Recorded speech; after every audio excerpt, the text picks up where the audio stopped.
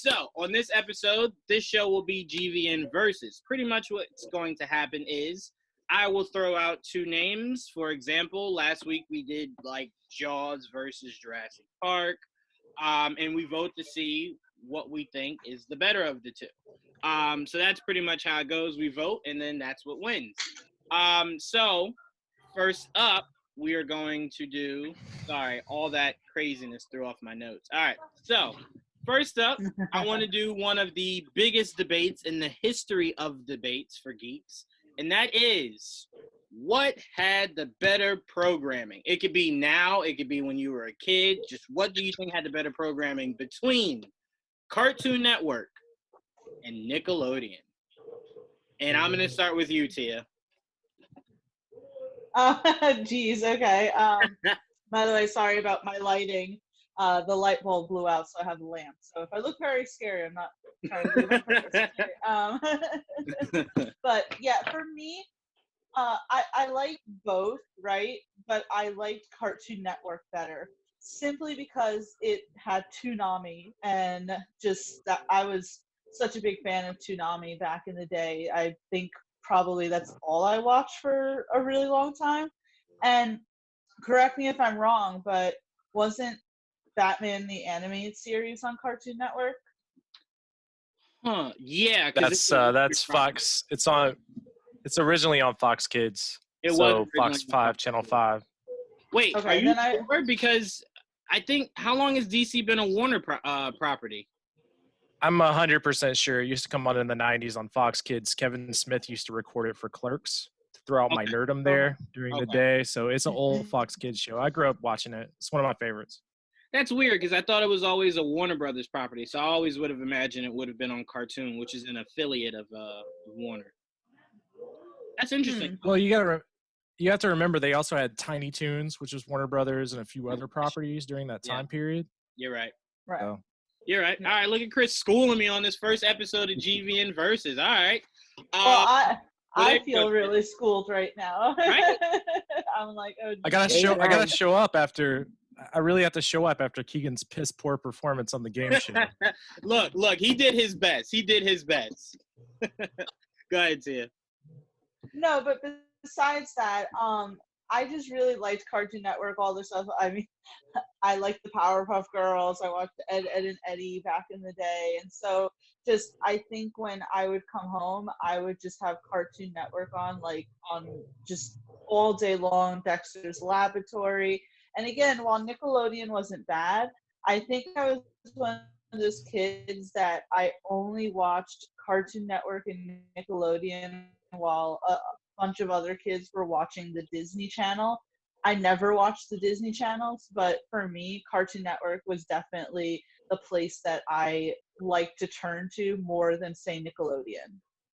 I will say the one knock I give Cartoon Network is Powerpuff Girls. And the reason why I knock the Powerpuff Girls is I will never forgive them for a show that was super progressive at the time. Like that was great for them. I'm like, wow, an all-girls show, this is really cool.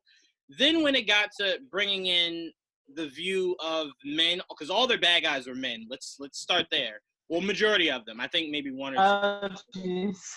My issue, and Thea knows this because I told her before, you were not going to introduce boys by telling me they were made in a prison toilet. That's what you think of boys. They were made in a prison toilet. I will never forgive them for that. Well, I mean, listen, it's not like Powerpuff Girls wasn't always hashtag all men are bad. Their father was great. And they even had the episode of the villain who is the woman who is the bank robber who only wanted Susan B. Anthony coins, and they schooled her on women's rights. So it's like, they just needed to go on an alternative and show that they were bad. They had the prison water, and the Powerpuff Girls were sugar, spice, and everything nice. I'm just saying to you, a sink, a bathroom in someone's office that had like a functioning sink, just somewhere that wasn't a prison toilet would have been great. We got AJ on here. What's going on, AJ? Oh, he's connecting his audio. I'll get to you in a second, AJ. But no, I mean, The one slight advantage that I give Cartoon Network over Nickelodeon, because this to me has always been a very close race. The only advantage I give Cartoon Network was Nickelodeon always felt more like an educational, avenue. Like they were always trying to teach you something. And Cartoon Network felt more grown. Whether it was Cow and Chicken, whether it was Oh God, yeah. Dog. Ed, Ed, Oh, Ned, I love Courage. Courage the Cowardly Dog, Johnny Bravo, like Courage the it Cowardly all Dog. Go ahead. Courage the Cowardly Dog was super freaking adult. Like if you go back and watch that, you're like, holy shit, how did they get away with this? Yeah. Quality cartoon right there. Yeah, I mean, look, I look at it to where it's like, as I got older and I started looking at Grim Adventures of Billy and Mandy and some of the stuff they were saying there, or Cow and Chicken, or stuff like that, I'm like, I viewed those cartoons when I got older the same way I viewed Shrek when I got older, to where it was like, that movie visually was for children, but if you heard what they were saying, it was very much catered to entertain the parents. And that's how I always viewed Cartoon Network. So, I mean, I look at it and I kind of go, and then, like, the one that kind of just, like, throws it over to Cartoon Network was so Dragon Ball Z came from. Yeah. So kind of like, well, that's what I'm saying. Toonami. Like, Nickelodeon doesn't really you have to give it to them. They don't really have anything that answers that. So it's like, man, and I was a huge Kids Next Door fan, so I'm like, I don't really think they had anything better than that. And then Dragon Ball Z. So, I mean, it's not a blowout. Nickelodeon is still very close. Yeah, Nickelodeon still has some great cartoons that when we did that debate on Twitter, I didn't even realize some of those cartoons were Nickelodeon. I had thought they were Cartoon Network. And then when everyone was mentioning them and I looked into it, I was like, oh, okay, then I got to give Nickelodeon more credit than I was. Bro, what is it? Rocco's Modern Life. Yes. Yeah. Yes. Yeah, I Ren mean, look, and Stimpy. Mm-hmm. Dog. Look, Dog. What was it? Dog Hey cat. Arnold. Hey I'm Arnold not, was Rugrats. I'm not putting down Nickelodeon. The saddest moment of my childhood is Chucky at the wedding. SpongeBob. Is Chucky at the wedding, and he's the only one that's dancing without a mom. I still cry. Oh yeah. Cartoon Network so has sad. nothing close to that. But I'm Hey, thinking Arnold was more great, so too. if it's cartoon content, and I just like the edginess that Cartoon Network had back in the 90s. I'm not even talking about right now. Because what you call it? The one where it was regular show. That was very much an adult show. I saw my little brother watch. Regular show is completely. I was like, whoa. But yeah, no, Cartoon Network also had Adult Swim. Yes. Yeah, very true. Aqua Team Hunger Force, one of the greatest animated cartoons, like adult cartoons ever. That show is so slow. Robot Chicken was good back in the day. It was. Seth Green coming fresh off of Family Guy. Yeah, I agree.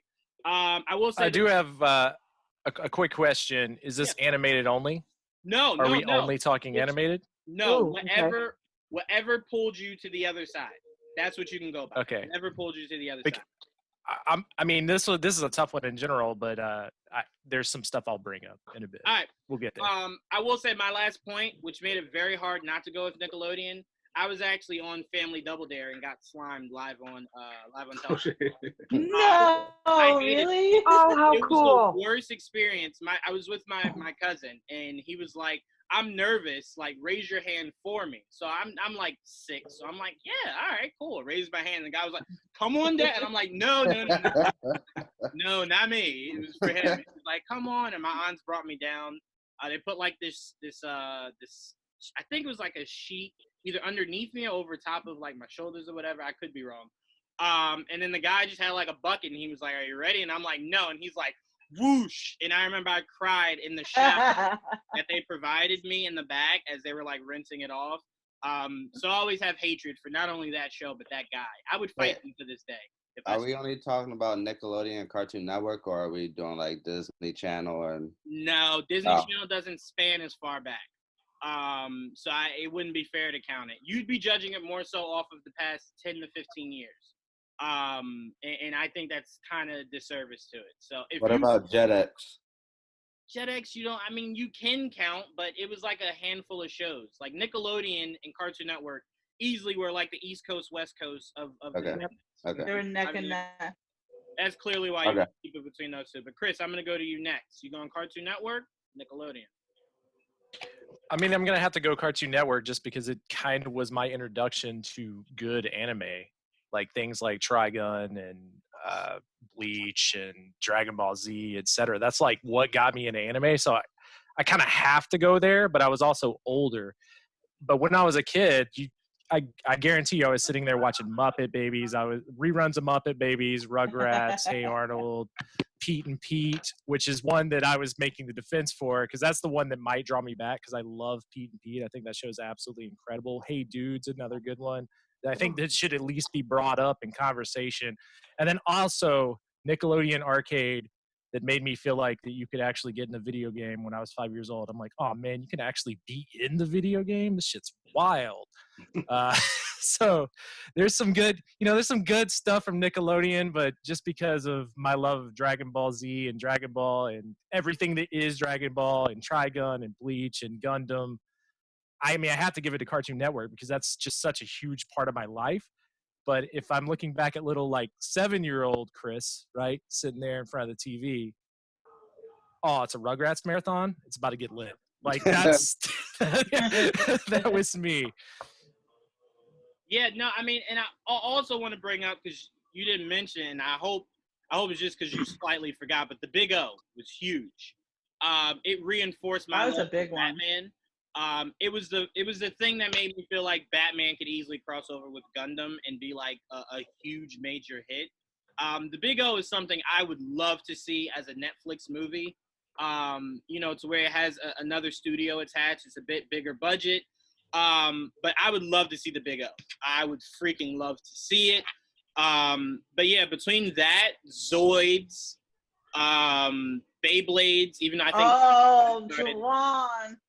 Disney No. started in Disney. Beyblade was in Cartoon Network. It might no, because it's on there Yeah. now, so that's why I wasn't Okay. sure. That's why I wasn't sure. Juwan. so, Freaking Zoids was amazing. Zoids was when those toys came out. Oh. First of all, I almost died from those toys. The figures that you could put inside the toys were like that big. Did you eat them and it clearly says on the thing, like, don't give to children because they were eating? I will neither confirm nor deny. But I almost died twice. That's all I'll say. Bionicles was for me. I love Bionicle. AJ, I had those toys back in the day. Yeah, I will say McDonald's ran with that toy way longer than it should have. I was getting sick of it about 2 or 3 months in. Mm-mm. All right, McDonald's, switch it up a bit. Like, come on. Oh no, I bought It was mine perfect. from frickin' like Toys R Us. Tia was like, I didn't have to depend on McDonald's for mine. I get it, Tia. It's all right. What were you gonna say? I will say real quick, just going back to the live action stuff. You still had Clarissa Explains It All. That's another one that I really, really liked growing up. And then, Are You Afraid of the Dark, which is still great to this day. I love going in and tuning into those old episodes.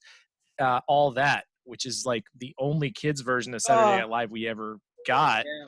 And I think it gets kind of slept on. And it gave us some great stars out of that. So, Nickelodeon was doing a lot of stuff that wasn't just animated as well. And then Nick at Night, like, I don't know, like, I really liked a lot of stuff that came on Nick at Night when I was a kid, like the original Superman's, like Hey Ed, that kind of stuff. But like I said, at the end of the day, I have to pick Cartoon Network just because it's such a huge part of who I am now. But Nick it's still strong competition. I don't want it to be a blowout, so I need to throw out everything I remember.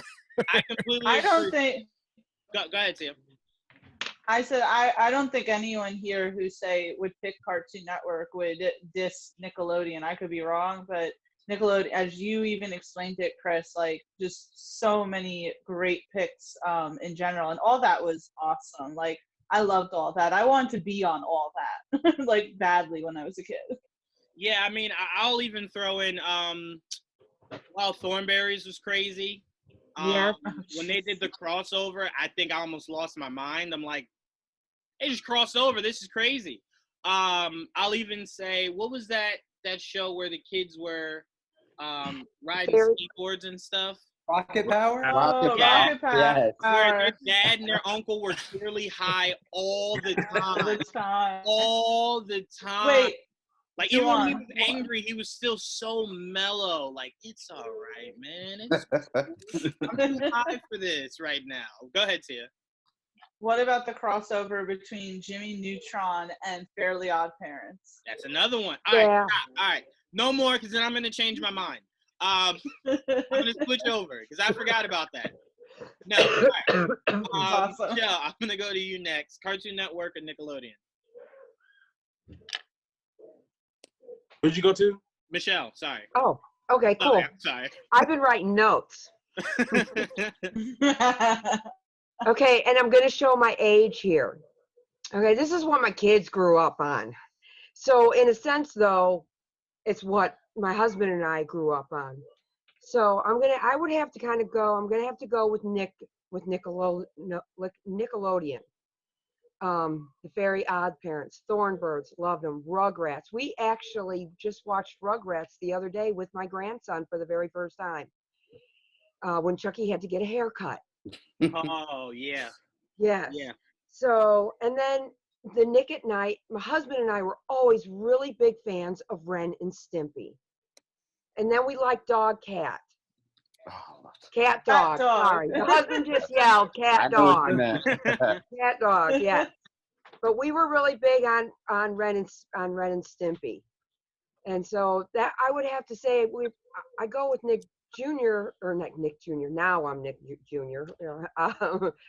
But I have to go with Nickelodeon, and I think it's just because that's what was just so much in our house when my girls were growing up. I think the only thing they ever had a real interest in Cartoon Network was Powder Puff Girls. My question, I do have a question. What did Pokemon air on? Cartoon Network. Cartoon Network. See, that will draw me back the other way. And my grandson is actually just starting to get into that. He's seen all his dad's collection of cards. And what about Sonic? Cartoon. No, that might have been No. like That a was Fox. Jetix. That might have been Fox. Fox or Disney, one of the two. Okay, okay. The same with Pokemon, because I'm trying to remember if Pokemon was actually on WB, which would have been channel I 36. think it because was WB. I don't Okay. know if it originated. It was on both. I don't know where it was first though, because it was on both, and it wasn't that space. Like it wasn't that far from each other. Like they might have been. Like it might have been new on WB, and then like a re-airing on Cartoon Network, or vice versa. I'm not. All I know is I woke up early in the morning just to watch Pokemon on Cartoon Network. That's all I remember. Yeah. Like I See, said- I remember coming home from school and catching it on WB, because at the time I didn't have cable as a kid when that was coming on. Cable was like a grandparents thing, and that was like one of the shows I could not miss for sure. Yeah, I think I like recorded one of them on like VHS so that when I came home from school I could watch it. yeah. No, that's a tough one. Like no one's even talking about Digimon, which we'll get to that whole argument. But Juwan, Pokemon's a strong yes. one. That's a strong one. We're gonna get to that though, Tia. That's one of ours. But before I go to you, Dylan, I wanted to show you guys this. Hold on. Click here. You guys see that? No. No. No, hold on. Bring your shared window to the front. Hold on. My shared window is at the front. What are they talking about? Hold on. Let me try one more time. If it doesn't work, it doesn't work. Michelle, while Juwan's figuring his life out, my You mom see that? hated that I liked Red and Stimpy. Yeah. That? Is that the Well, what slime? is that? Yeah, What is that's that? me being slimed. oh That is me. And then that's me at Family Double Dare. my Oh, how God. cool. That was the other thing that I liked about Nick. You know, it was family. As a family, we would watch that. We might have even watched the show that you were on. That's possible. I mean, I hope it wasn't one of the ones that aired. Like when I was on Kevin Smith's comic book show. Like I remember I was filming, we were like the extras. And I remember saying to him, because he was making sure everyone was cool and comfortable and everything. And I remember him going, just so you guys know, this might not even air. And I'm like, oh, all right. So I didn't feel that bad, but I'm like, where should I be? Because they were setting up where everyone should be. And he was telling my sister she should be like in the main floor looking through comics. And I'm like, oh, cool. Like, where should I go? And he's like, you can kind of like look through those comics over there. I'm like, but it's facing the wall. And he's like, yeah, go right over there. So I've had horrible experiences on television. It's okay. I'm in the audience for a bunch of Jerry Springer episodes. So if they ever show ones from like 2010 or 2012, I'm in the audience. I'm just picturing seeing some craziness on the stage and then panning right and seeing Tia just standing there. So I've been watching a lot of Pluto. I've been watching a lot of Pluto TV, and there's like a whole Jerry Springer channel.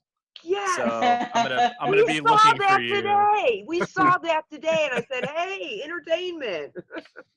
Yeah, I used to intern for them, and anytime there was like a drunk person in the audience that was too drunk, they would like have us sneakily get them out, and then the interns would have to like sit there in order to be a filler, so that when the camera panned, there wasn't just someone like as they did that. That's actually pretty dope. So I mean, you enjoyed it a little bit more than I did. I mean, you can't really clearly see in that photo, but I was miserable. But all right, Dylan, I'll go to you next. You going Cartoon Network or you going Nickelodeon? All right, I gotta explain where my head's at. So I have to view this when I was a child in the 90s and where I was at that time. If I had a TiVo at that time and was able to record Dragon Ball Z instead of trying to race home every day after soccer practice and missing it constantly, maybe then I would pick Cartoon Network. And I don't feel I should rope in all of the Adult Swim shows that have come since, like Rick and Morty and Children's Hospital, stuff that I love. So I have to go Nickelodeon, because my argument would be without Ren and Stimpy, there would be no Rick and Morty, in my opinion, because it paved the way for all of the ludicrous humor that was able to like totally transform information or the animation game. So add that along with like one of my favorites, Real Monsters, and the Angry Beavers, and the previously discussed Are You Afraid of the Dark, which apparently I was when I was younger, because that was one of the things that, like, when it came on, I would turn it off. But I've actually been rewatching it during the Halloween season with my wife. She's been buying the DVDs, and I mean, it's still a good show. So, I mean, between Are You Afraid of the Dark, my other fear when I was a kid, which is totally off topic, was Ernest Scared Stupid. So those were the two things that scared me as a child. Yeah, I mean, go ahead. No, so, and then it had the good seasons of Doug, which had one of my first childhood loves, Patty Mayonnaise, on there. So there's just so much memory tied up with Nickelodeon, and just I mean, it had all the live action shows. You had like Keenan and Kel, so you got the cinematic masterpiece spawned off from that. Good Burger. So there's just too much going for Nickelodeon. Teenage Mutant Ninja Turtles. Yeah. I mean, I look at it like this. I look at it to where you're right about Ren and Stimpy. I never really thought of it like that, but you're not really wrong, because there were two sets of Ren and Stimpy that was being aired. The child one, and then the very adult one, where he put the log on his butt and used the saw to like saw it with his mouth. That was very much adult, because it was just like, why? Like, you're watching that and you're just, why? Like, what is he? Then you get older and you're like, oh, ew, what? Oh, but I will say really quickly before I go to you, Chris, I will say the only reason why I couldn't go with it for that fact of Ren and Stimpy was, as much as that was a good show, I still don't think Ren and Stimpy was better than Courage the Cowardly Courage. is That so was good. just like, I mean, I've never been more scared and like entertained by the idea of something than I was with Courage. Like Courage made me think I was afraid of the most ludicrous of things. To where it scared me to where I was like, I might have to go get my mom. I mean, I love that show. I love everything about that show. Muriel was hilarious. What was Eustace or something like that was the Eustace or something. Eustace or something like that. It was hilarious. The But Chris, computer was the best. yes, absolutely. But Chris, you go ahead. Yeah, no, I was just gonna say the adult Ren and Stimpy I remember from Liquid TV, which is where Beavis and Butthead and Spawn and Oh, yeah. Aeon Flux would show, and they basically Mhm. filled in for Beavis and Butthead because they ran out of animation. So some of those adult ones you've seen never really aired on Nickelodeon, but it did show you kind of where that writer's mindset was, which is Right. kind of a weird thing to think back on as an Mhm. adult, which I didn't know until much later, obviously, but it is a weird thing. And Ren and Stimpy is definitely a great show. I really enjoy it. As silly as some of it is, it's still great. Yeah, no, I don't disagree at all. There was something special about Courage. I can't put my finger on it, even though Muriel was adorable. But I give it the slight edge. But I don't know, stuff like Angry Beavers. And I will say, I still to this day think the best theme song ever was Doug's theme song. It was simple. It was elegant. It was just like, when you think about it, it starts to get stuck in your head because it's like, it sticks with you. Between Doug and Franklin, those are like the only theme songs I could probably sing. Like, Pokemon had the best theme song. I'm gonna have to cut you off. of Right all there. cartoons? The cartoon, yes. Right? Pokemon theme Pokemon song is and better than your Rock theme the song. Dragon. Oh, Rock the that Dragon show from was Dragon Ball dope, Z too. and Go ahead, Chris. yeah. now Rock the Dragon and the Pokemon theme song are probably my two favorite animated theme songs outside of like the Batman animated series. Oh, Are we talking about the Dragon Ball Z? Oh yeah, like no, that one? that's up there. That's up there. Pokemon's not even That's- in my top 5 because Pokerap was better than the Pokemon theme song. I enjoyed the Pokerap better. I thought that was more just like, yeah, this is better. But anyway, Dom, you go on Cartoon Network or Nickelodeon? I'm gonna have to definitely go with Nickelodeon. Not only does it have one of the arguably greatest cartoons in Hey Arnold, but Watched it it at had work yesterday. it had two of my like first childhood crushes in Melissa Joan Hart on Clarissa Explains It All, and then Larissa Onick and The Secret World of Alex Mack. I mean, I was always kind of a horror kid, so Are You Afraid of the Dark was perfect. And Rocket Power, when Rocket Power came out, I was living in Utah, and everything about Utah is outdoorsy. It's X Games, it's mountain biking, rollerblading. So that cartoon came on at the perfect time of my life where everything that they were doing and saying, me and my friends were doing the exact same things. Now, Cartoon Network for me, I didn't start to kind of gravitate towards that way until I was a little older. I mean, I watched like Dexter's Laboratory was my favorite, and Johnny Bravo, Samurai Jack. But Samurai Jack. I always went back to Nickelodeon because you had like Keenan and Kel. I think for me, the animation was cool. Like Rugrats was one of my favorites, but the actual shows and Keenan and Kel, My Brother and Me, all that is what kept me glued to that channel. Yeah, I will say shows like Recess and Hey Arnold, what put me off on those shows when I got older was it was a bit stereotypical. I mean, all cartoons in the 90s were a bit stereotypical. But the fact that Hey Arnold's black friend just happened to have an afro and happened to be really good at basketball was a little offensive. Recess having the one black kid always dressing like a jersey and he was the most athletic. Right. It was like, all right, okay, all right.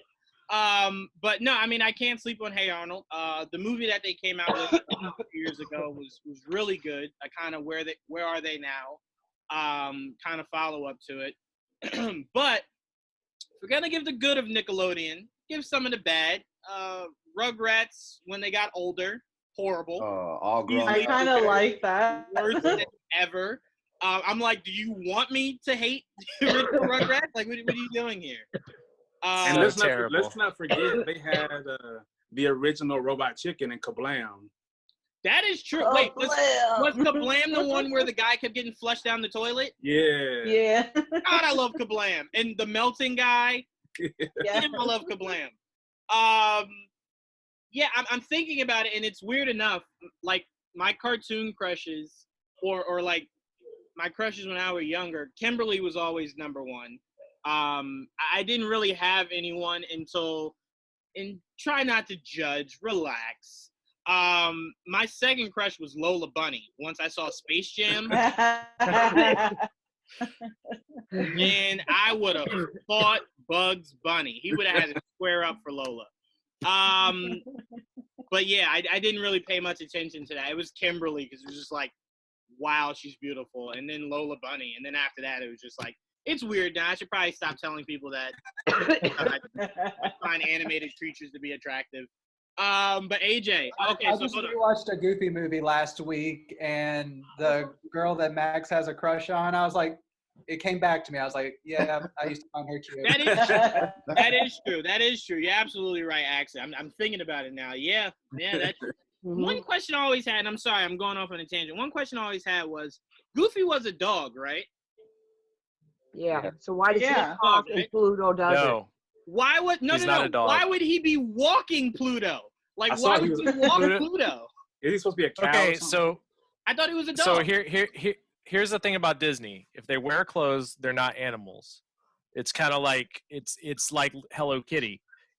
Listen, hear me out. Pluto doesn't wear clothes, so he's an animal. It's the same mindset of Hello Kitty. Like Hello Kitty is not actually a cat. She is a kid, like a kid girl. That's I a get dog. it. I get it. I get From a it. different That's a perspective. dog. I get it. It's I'm still not- super weird, but I get it. I get it. I mean, I didn't write the shit. So if you hate it, No, I mean, I'm just telling you. Stop lying. That's crazy. But I always wondered that. I'm sitting there, I'm watching Goofy walk Pluto, and I'm like, you're both dogs. Like, why doesn't Pluto think this is weird? But it makes sense you saying that, Chris. BDSM.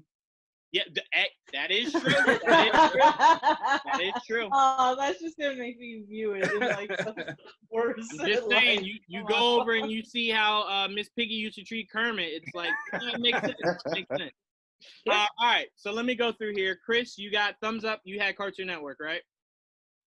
Yeah, at Cartoon Network. Okay, so for Cartoon Network, me, Chris, Tia, and that's it.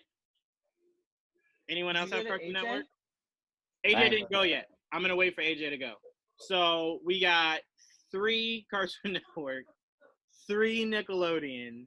AJ, you are the deciding factor. Pressure is on, my friend. I'm gonna cheat and say Fox Kids. Absolutely not. Circle back. Oh, that's Come on, Cartoon you got Network. Batman the animated. Yes. You got X-Men. Yes. Animaniacs. Nope. It's A or B. Spider-Man. A or B. Nope. Yeah, A or B. exactly. No C, my friend. No, but seriously, it's Cartoon Network. Much like most people, Cartoon Network was Toonami was the gateway for me for watching anime, and that just became my number one addiction from either movies, TV shows, anything.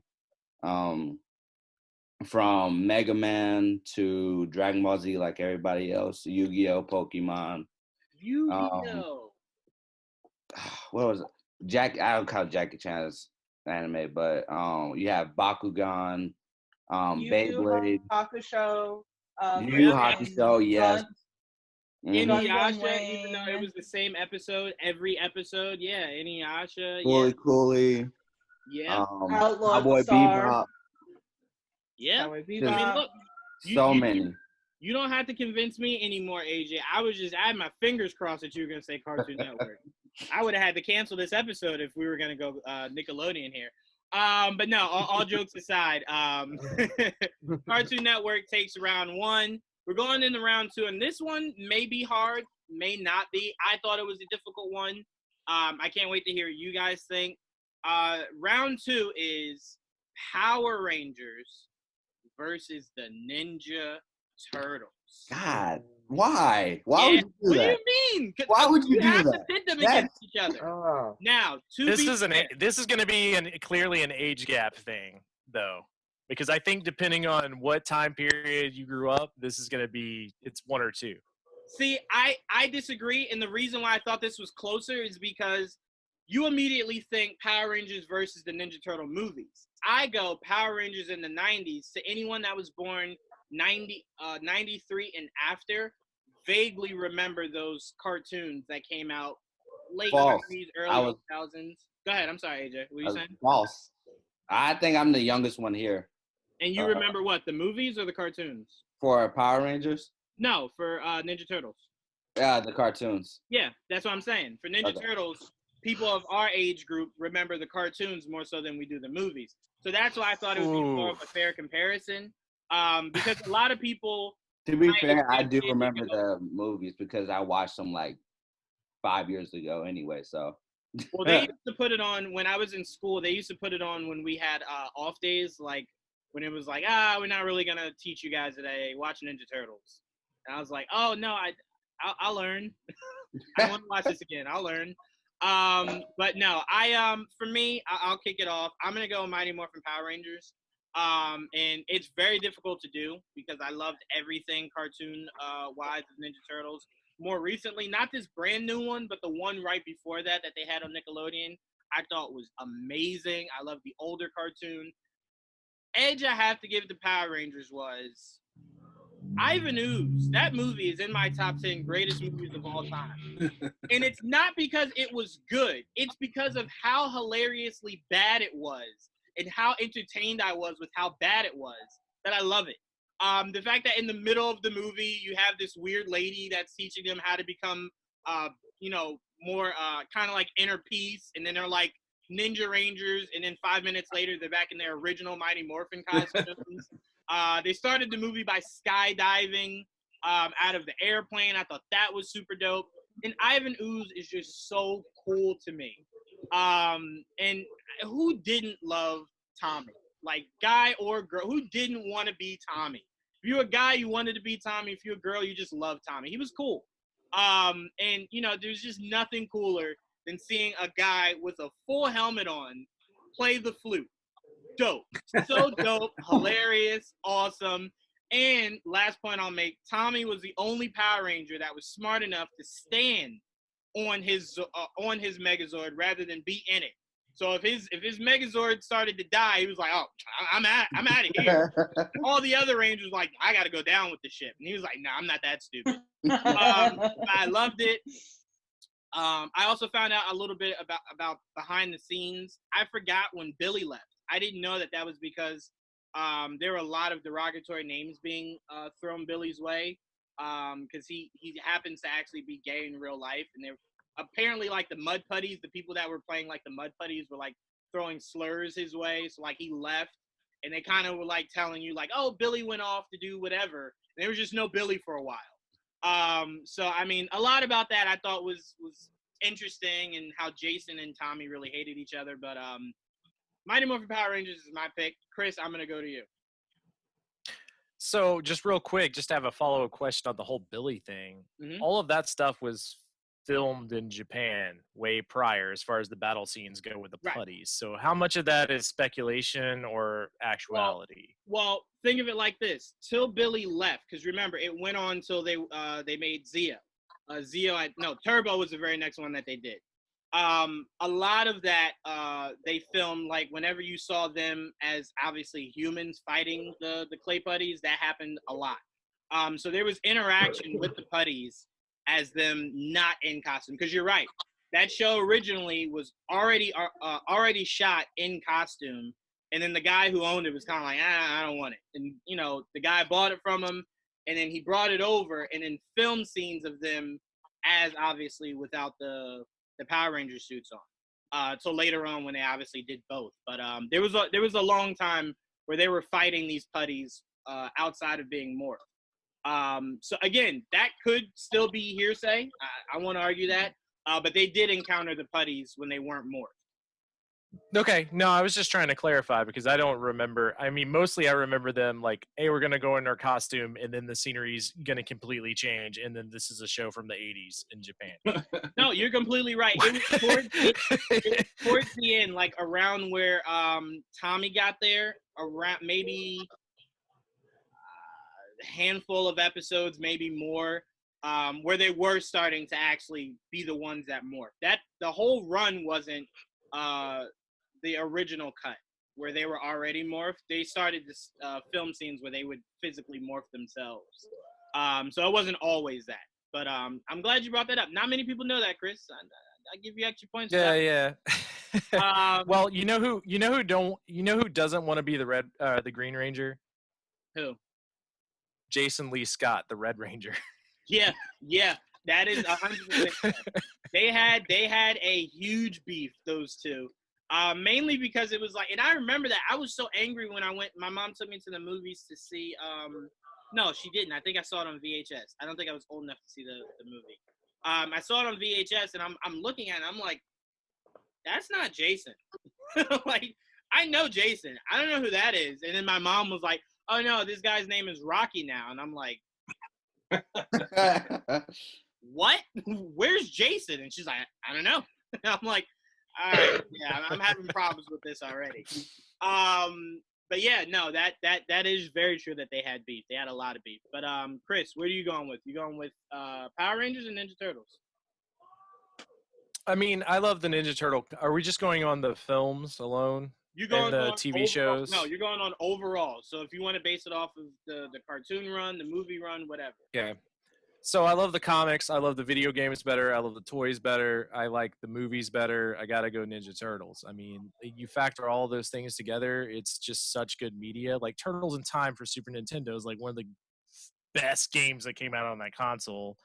And then, outside of that, like I said, the first two movies are pretty good. I mean, Kevin Nash, the wrestler, is Super Shredder in Teenage Mutant Ninja Turtles too. So I gotta go with the Turtles, man. And the comics are just so gruesome.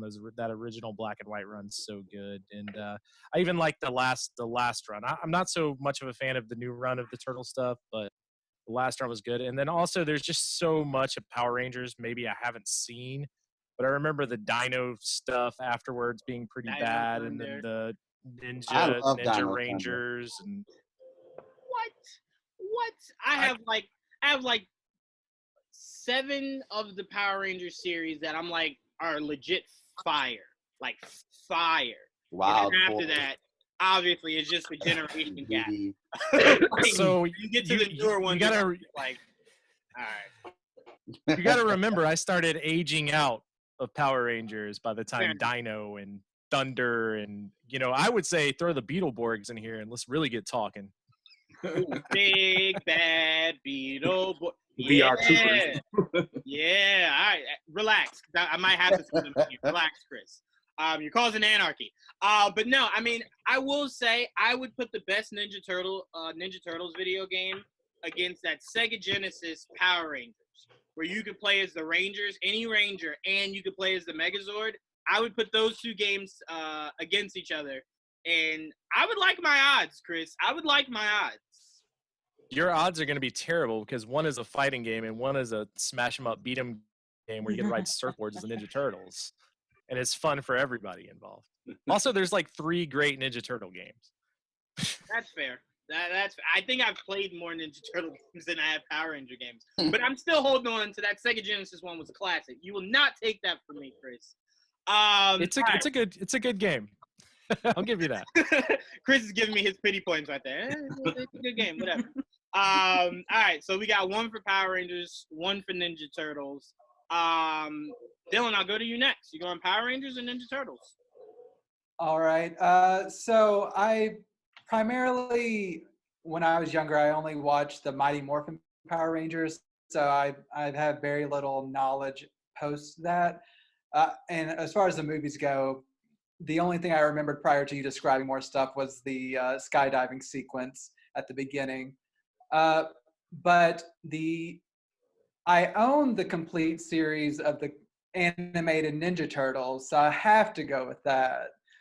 And not just because of the animated series, but also because in the second Teenage Mutant Ninja Turtles movies, you have the ninja rap from Vanilla Ice. So any movie that has Vanilla Ice in it, that obviously was next level. And then Suge Knight would disagree. Dylan had the haircut back in the day, secretly. I probably wasn't that far off, honestly. All right, so you're going Ninja Turtles. All right, so we got 2 Ninja Turtles. I kind of feel like I'm going to be on the losing end of this one. All right, next up. Dom, I actually go to you. You going Power Rangers or Ninja Turtles? So this is a really tough one because growing up, it was like this. I'm watching both. I have like clothes and bedspreads of both. I have like comic books of both. But recently, I've interviewed Kevin Eastman. I've met Jason David Frank, and it's really cool that like Jason David Frank is a legit martial artist and can really beat your ass. So it's not like he puts that suit on and you're in trouble. Right. But I'm a fan of the anti-hero. Raphael is one of my favorite characters. Like I have like a pop in him. I bought my girl's son like the little toy. Like Raphael is it. So as much as it pains me, I'm gonna have to go Ninja Turtles. And plus the movies, those Ninja Turtles movies, man.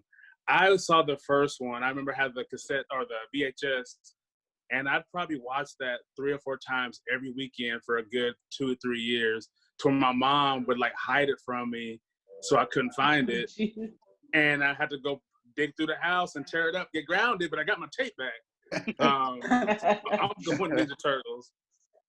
Yeah, no, that's how I was with the movie Balto. I don't know what it was about Balto, but he felt like my best friend. Oh, that was amazing. I had this stuffed dog of Balto that, like, at the time, it was, like, almost as tall as me. And that was the first time I ever cursed. I actually told my aunt took him because, I slept with him. I dragged him everywhere. My mom said I came down the stairs and I was like, where's my Balto? And my aunt was like, huh? And then, like, you just hear out of nowhere, where's my effing Balto? Like, the house went silent. And, like, you just see my aunt show up with the Balto. Here, goodness gracious. I didn't play about my Balto. But no, I see where you're coming from. Raphael was definitely, if you watch it, Ninja Turtles, was definitely the one that your eyes kind of centered, like kind of ran to. Even though I thought Donatello was the cooler one, Leo was just better skilled. Raph was that one that was kind of just like, we're kind of like just trying to like, take them out so the cops can arrest them. But like I stabbed like 3 of them. Like 3 of them weren't making it to the precinct. So, I mean, I loved it. And the idea that they were super cool, super laid back. They loved pizza. One thing I had to say about the original movies was I used to always think it was hilarious when they put on the trench coat and walked up to the cops and was like, what happened here? And the cops talking to him like he doesn't see that he has 3 fingers, 3 toes. Like, it's completely oblivious. The trench coat of the turtles were like the glasses for Superman. Once that's on, turtle who? That's a man. It's like, it's not. He's even taller than you. I mean, you have to let that one go though, as someone that's watched and read a lot of Superman, bro. Like, come on, you just gotta let that one go. That they would throw the glasses on. Yes. Different guy. Come on. You just gotta let it go. Let it go. That's true. That's fair enough. That's fair enough. I mean, I could even make the case. No one thought it was weird that these teenagers disappeared every time the Power Rangers showed up. Like, they'd be in the middle of a conversation like, whoa, hold on, gotta go. And then it's like, you see the Power Rangers show up and you're kind of like, oh, okay, that doesn't connect. It's like, no, it does. Like, they're the Power Rangers. They just showed up. So, I mean, you can go either way on that. All right, so I'm losing here. Ninja Turtles is reigning supreme right now. Michelle, please tell me you're going Power Rangers. No, I'm sorry. Is Power Rangers even on still? Yes. Yeah. Okay, are they? Okay. See, I didn't even know that, but I have to go with Turtles. I agree with everything Christopher says, especially on marketing. Teenage Mutant Ninja Turtles are still up there on marketing, you know, and I just always felt Power Rangers was corny. Fair enough. Yeah, I mean, I did. have no I argument. thought it was corny. My girls didn't really like it, and maybe until did they always have the Pink Ranger? She came later, didn't she? No, she was from the get. She was from the get. Okay. Mm-hmm. But even having girls, my girls thought the Teenage Mutant Ninja Turtles were cooler than the Power Rangers. That I have no argument. They were 1,000 times cooler than the Power Rangers. And Raphael is my favorite. Raphael, look, you see Dom. Yeah. Look, Dom's like, yeah. Yeah. No, I mean they were always cooler. The whole idea of they appealed more to kids. I think what Power Rangers was trying to strike on was like, I guess, somewhat visuals of them morphing and then the Megazords and stuff. But I can completely see how Ninja Turtles is cooler. I really don't have any argument against it. I mean, Power Rangers came out when I was like 3, 4, 5, so I think I gravitated towards that because I saw it first, but I don't really have a strong argument against it. All right, so I clearly already lost. It doesn't even matter what AJ and Tia say, but I'm going to go to AJ and Tia. Wow. No, I'm saying, like, even if you guys pick Power Rangers, it still doesn't balance it out. All right, Tia, I'm going to go to you next. You going Ninja Turtles or Power Rangers? So I'm fully prepared to, like, give in my geek card right now because I never watched either. So I can't give you an answer.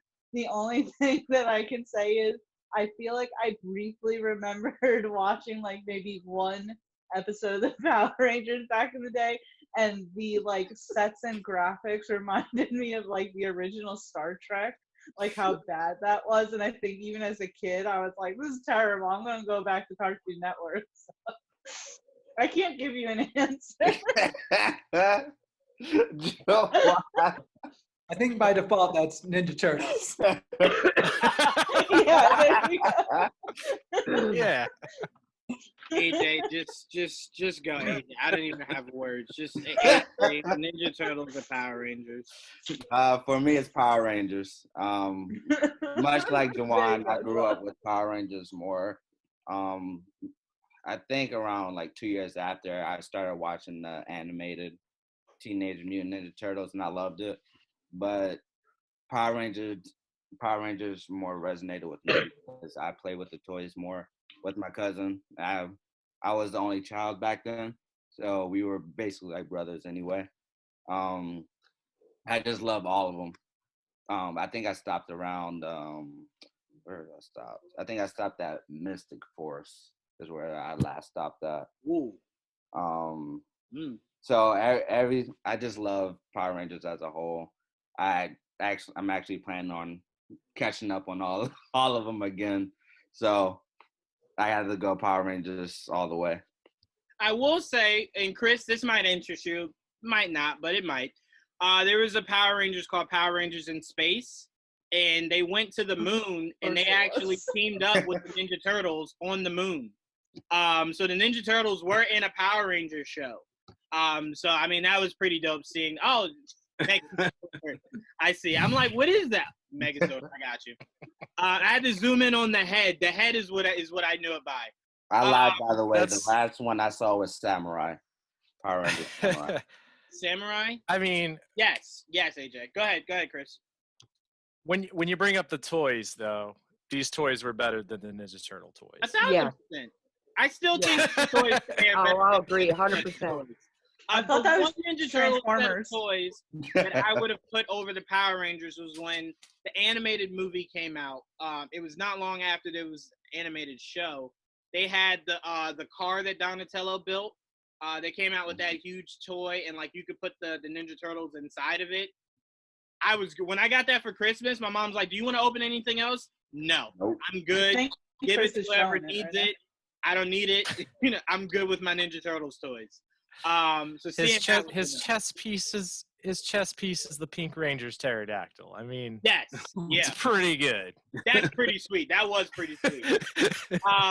But yeah, no. So they had a crossover between Power Rangers in Space and in the Ninja Turtles. So I thought that was pretty dope. But all right, so obviously Ninja Turtles took that. AJ, there's nothing we That episode with all the Red Rangers coming together. Oh, so good. Time out. AJ, I saw that. I screamed at the top of my lungs when Jason rode in on the motorcycle when Tommy was like, wait, we forgot one. And then Jason rolls up on the motorcycle. So good. I can tell you right now, the birth of my child will never be as good as that. That was just like, Oh my God, that's beautiful. That's beautiful. I mean, yeah, when I have my kid, I'm going to go, you weren't as good as the Red Rangers. Just so you know. Just let them know, let them know early. All right, let's move on to our next round. We got, this one is going to be really tough, and this one will determine the 90s and the supremacy of the 90s. We are going Gargoyles versus Spider-Man the Animated Series. Oh, that's easy. I got it. Oh, wow. Okay. All right, I thought this one was a lot harder. Sorry, maybe my next one will be harder. I'll start with you, AJ, since it's so easy. Go ahead. I was joking. Oh, all right. I mean, you said it like, go ahead. No, but I'll choose Spider-Man the Animated Series. Much like anime and with Toonami was my gateway. What was it that Power Rangers? Not Power Rangers, good lord. Spider-Man was it on Jetix or Fox Kids? It was on Fox Kids. Yeah, Fox Kids was the gateway for me for comic books in general. So with all the Spider-Man, Shocker, Venom, Carnage, Punisher, every character you can get from Spider-Man, it's just amazing to see. So I'm gonna have to go Spider-Man. I will say this.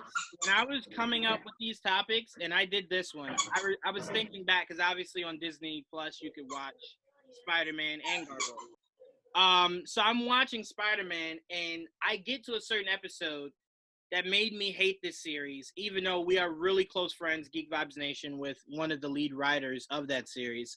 I get to the X-Men episode where Spider-Man can pick his team, and he picked the worst X-Men to join up with him, and I said, nope, Gargoyles it is. I'm going Gargoyles. How dare you not pick Wolverine like on sight? You don't even have to see anybody else. Just give me Wolverine and I'm good.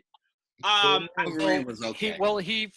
He fought with Wolverine already. Wolverine and Spidey had a feud in the animated series. It follows very closely to the comic book. Very true. Stan Lee was involved in the writing process, so that's why he didn't pick Wolverine, because Wolverine was a hothead in the show. Still should have picked him. There is no excuse. There is no. Wolverine could have blew up his house and you still pick him. You're a hater. Over those scrubs. But no, I will say in all seriousness, Spider-Man had some of the greatest storylines in all of cartoon history. The Daredevil storyline. I still haven't seen a storyline in a cartoon better than that. Obviously, all of the Kingpin ones. Well, that was heavily Kingpin. The story with Mary Jane, the story with the Green Goblin. There were just so many great storylines. Seeing Venom, Carnage, Iron Man, War Machine. As much as it's so stupid, what was the Madam Web? I thought that was. I love that. Madam Web was incredible. AJ, I want you to know this. People like you are why Sony wants to make a movie about that stupid character. And it's a good idea. What a horrible Did you not watch Spider-Man Into the Spider-Verse? They basically hinted at it the whole time. I tell you this. Unless Madam Web bridges Tom Holland with Into the Spider-Verse, I could care less about her. Fuck that live action shit. Give me my animated Spider-Man movie, and I'll be happy. Oh, wait. You want her in animated? Yes. They're trying to do a live action, AJ. Okay, then I don't care about live action. All right, well, I need you to say that a little louder so Sony can hear you, because we don't need that either.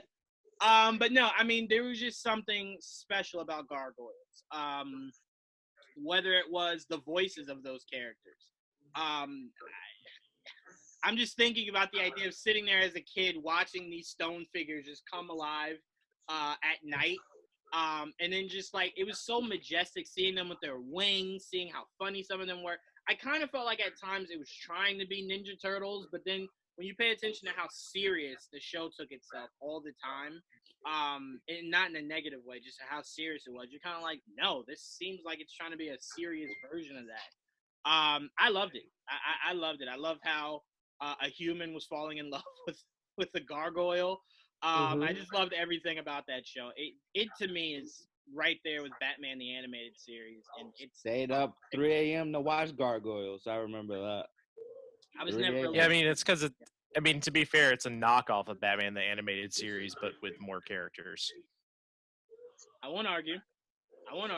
I'm Batman first and foremost, so I mean, I think everything's a knockoff of Batman. So to be fair, but yeah, no, Spider-Man the Animated. This was really tough, really, really, really tough. The route they went with Spider-Man the Animated Series has always been a version of Peter I wanted to see in live action until I read Ultimates. Shout out to AJ. So I read Ultimates, and then I'm like, Spider-Man should only ever be a kid. Like, I don't know why it was interesting of having him older.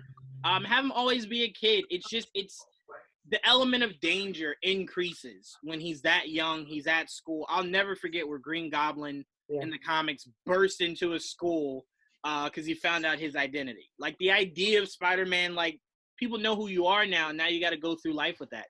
I loved it, but Gargoyles, man, it's hard to go against that. So I'm going Gargoyles. AJ, you went Spider-Man or Gargoyles? Spider-Man. Spider-Man. All right. Dom, Gargoyles or Spider-Man? This is a hard one for me. I love the storyline of Gargoyles. Like the look of it. It kind of, I was at that time of my life as a young lad, kind of getting to like mythology. So I remember that show leading into like Mummies Alive. That kind of span was really good for me. However, I feel like when you talk to the average comic book movie fan or comic book fan, the 90s cartoons are like the pinnacle of information for a lot of people. So you have like your X-Men, your Batman, your Spider-Man. And the Spider-Man animated series is one of the, besides like the Batman animated series, where you got to see like a main character, but then like a ton of other characters that a lot of cartoons don't necessarily do. And it made me want to figure out more about some of these other characters. So I was a comic book fan, but then I would dive in deeper to see who's Morbius and who's, this guy, so I'm gonna have to go Spider-Man animated series. Yeah, Spider-Man the Animated Series is where I got the idea on how Sony and Feige could bridge a bigger relationship.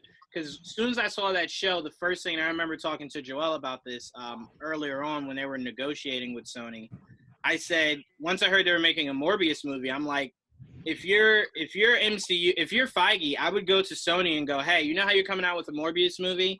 Let's say it does decent in the box office. How about if I do you a favor by putting Morbius in my Blade movie or having Blade in your next Morbius movie? To where you're bridging the gap. You got the vampire, you got your vampire slayer. You bridge that gap. We can make this a working relationship for eons. There's just endless amounts of collaborations we could do, that being the biggest. And the idea of Jared Leto and Mahershala Ali sharing the screen together, whether they're on the same team or facing each other, that's box office magic itself. So I'm like, I got that idea from Spider-Man the Animated Series. Seeing Blade, seeing Morbius. I'm like, this show shows you how the MCU and Sony could easily get along. It's not that hard.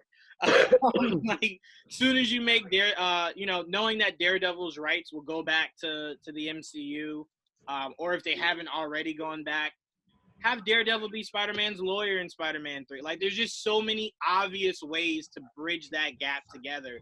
And all of it stemmed from Spider-Man the Animated Series. I mean, many would say from the comic, but for a lot of us, it was watching that show, seeing the X-Men interact with Spider-Man, Fantastic Four, Iron Man, whatever.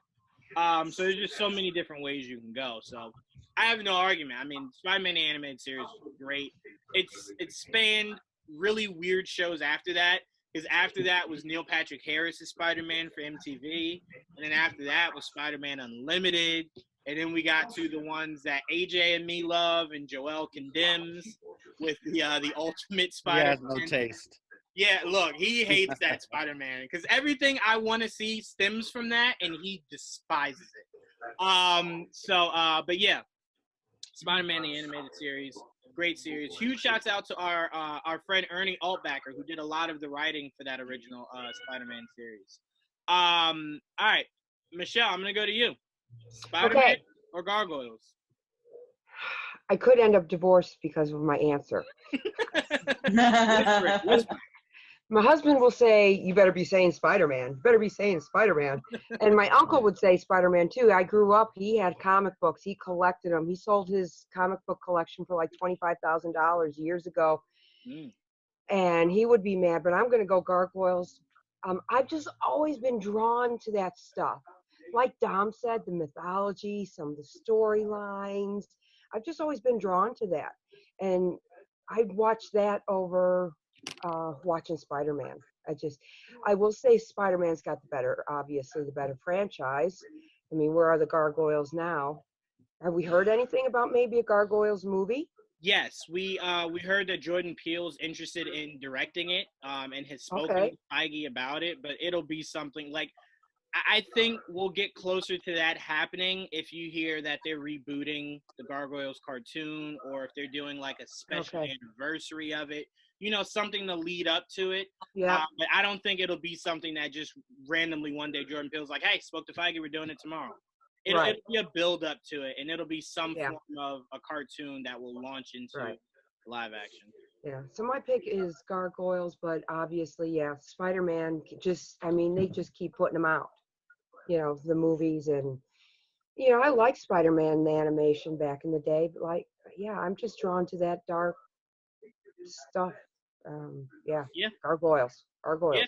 No, I'm completely with you. I look at Gargoyles the same way I look at Spawn, and I look at what Valiant is doing, and I'm like, consistency. Spider-Man has had a series legit almost through every decade since the 90s.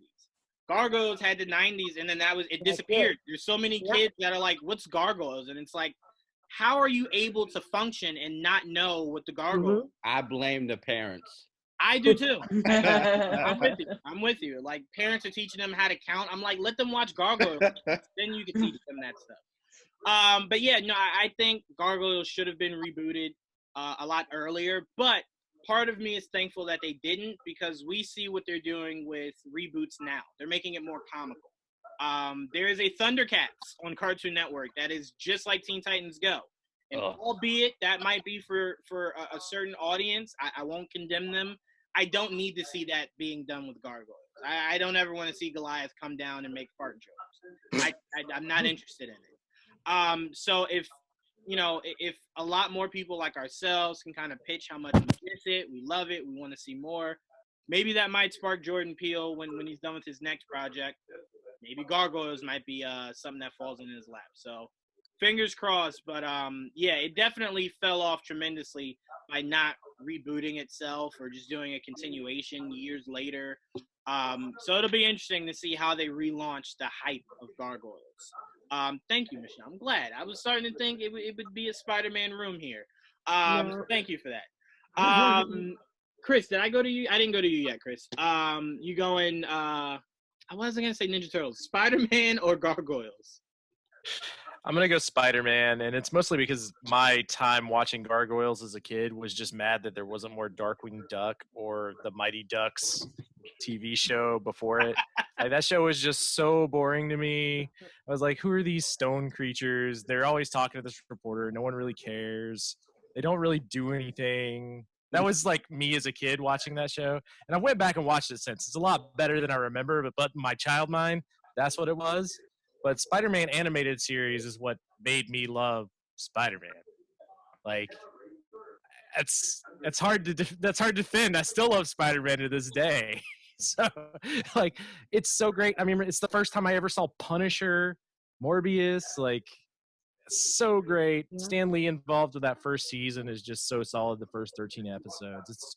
it's just so hard to pass on in comparison to the quality of a lot of other animated shows that have came out. That one's so solid. The same thing with the X-Men one with Stan Lee being involved, which I think touches some very even today controversial subjects for a kids show. Both of those shows kind of touch that. Even if you go back and watch it, it's phenomenal. Spider-Man animated series all the way. Gargoyles I just never was a fan of. So yeah, I mean, look, Gargoyles very much was a bunch of creatures on top of buildings brooding. So I mean, I could understand. It was more of a storyteller than it was your traditional action. Like Spider-Man. Like I'm not saying Spider-Man wasn't a good story. I'm just saying it lent more to its action than it did its story. I think we appreciated Spider-Man's story the older we got. Because when you're a kid, you're not really paying attention. You're looking at, oh, this is really good action. With Gargoyles, you were forced to sit there and go, this is a lot of talking. Yep. I just sat here for 25 minutes and you've been sitting on that rock talking. But it did kind of make you appreciate it a little bit more. Spider-Man was your really good action. You got older and you were like, this is a great story, great storytelling, great elements of the comics, blending them together. If you were a kid and you understood the story of Spider-Man, bravo. I'm not saying it was impossible. I'm just saying it right over my head. I'm like, oh, that guy is shooting out water. That's cool. But yeah, no, by no means am I saying Gargoyle by a landslide. There's just too many things of Spider-Man that are too dear to me. But there was just something a little bit edgier that I liked about Gargoyle. You just still mad about the Madam Web thing. That's all it is. It's really hard to get. It's really hard to get. A hard Spider-Man answer. It's really hard to get over how much I hated that woman. Go ahead, Tia. What are you gonna do? What are you gonna do with Madam Web? Like, if it has a fantastic cast and does really well in the box office, and they're like, you know what? Let's make a trilogy on Madam Web. Well, I can tell you right now, regardless of how good it is, I'll never ask for that. But I won't be one of those people that are like, I hate her so much I won't even see the movie. I'll see the movie because knowing Sony, because they've been going after big names for smaller characters, they might pull a rabbit out of the hat and get Meryl Streep to be Madam Web, and I'm like, oh. All right, I'm interested. But no, I will obviously still see it. I will support it because it's of the comic book ilk.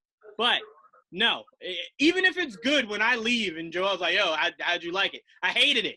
Inside, I'm like, but I will never let people know that I like anything Madam Web. She is a character that should not exist, and they should not be trying to make movies about her.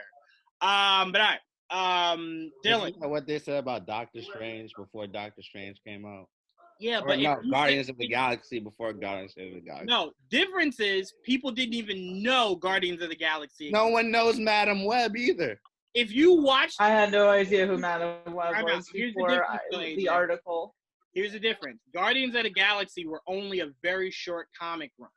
They weren't in an animated series. You didn't see them anywhere else. Right. So it completely caught people off guard. Like a tree that just says I'm Groot. What is this? Madam Web was very crucial to this. I think the latter half of that Spider-Man series. Okay, that proves my point. Would you rather watch a talking tree, rather a person that is crucial to the Spider-Man lore? Time out. I will say, wait, Madam Web does tie into Civil War in the Spider-Man animated series. So it's kind of important, and there are some good episodes that come out of that with characters you hadn't seen in the series before. No argument here. I am saying the story that we have of Spider-Man now does not require Madam Web. That's all I'm hearing is you'd rather watch a movie about a talking tree and not Madam Web. I'm sorry, AJ. Did you not like Guardians of the Galaxy? I did. I never said that. Hold on. Oh, okay. I mean, he was making it sound like I never said that. Yeah, I would rather have Guardians of the Galaxy, but I'm biased because I've seen the two movies and we've never gotten anything else from Madam Web, so I'm biased in that. If we had gotten, I could. Go ahead, Chris. I was on the assumption that he was talking about Labyrinth, not Guardians of the Galaxy. No, he was talking about Guardians of the Galaxy. Labyrinth is a whole nother discussion. All right, so it looks like Spider-Man's winning right now. Dylan, Spider-Man or Gargoyles? Well, I don't want it to be a landslide, but I'm gonna have to go with Spider-Man.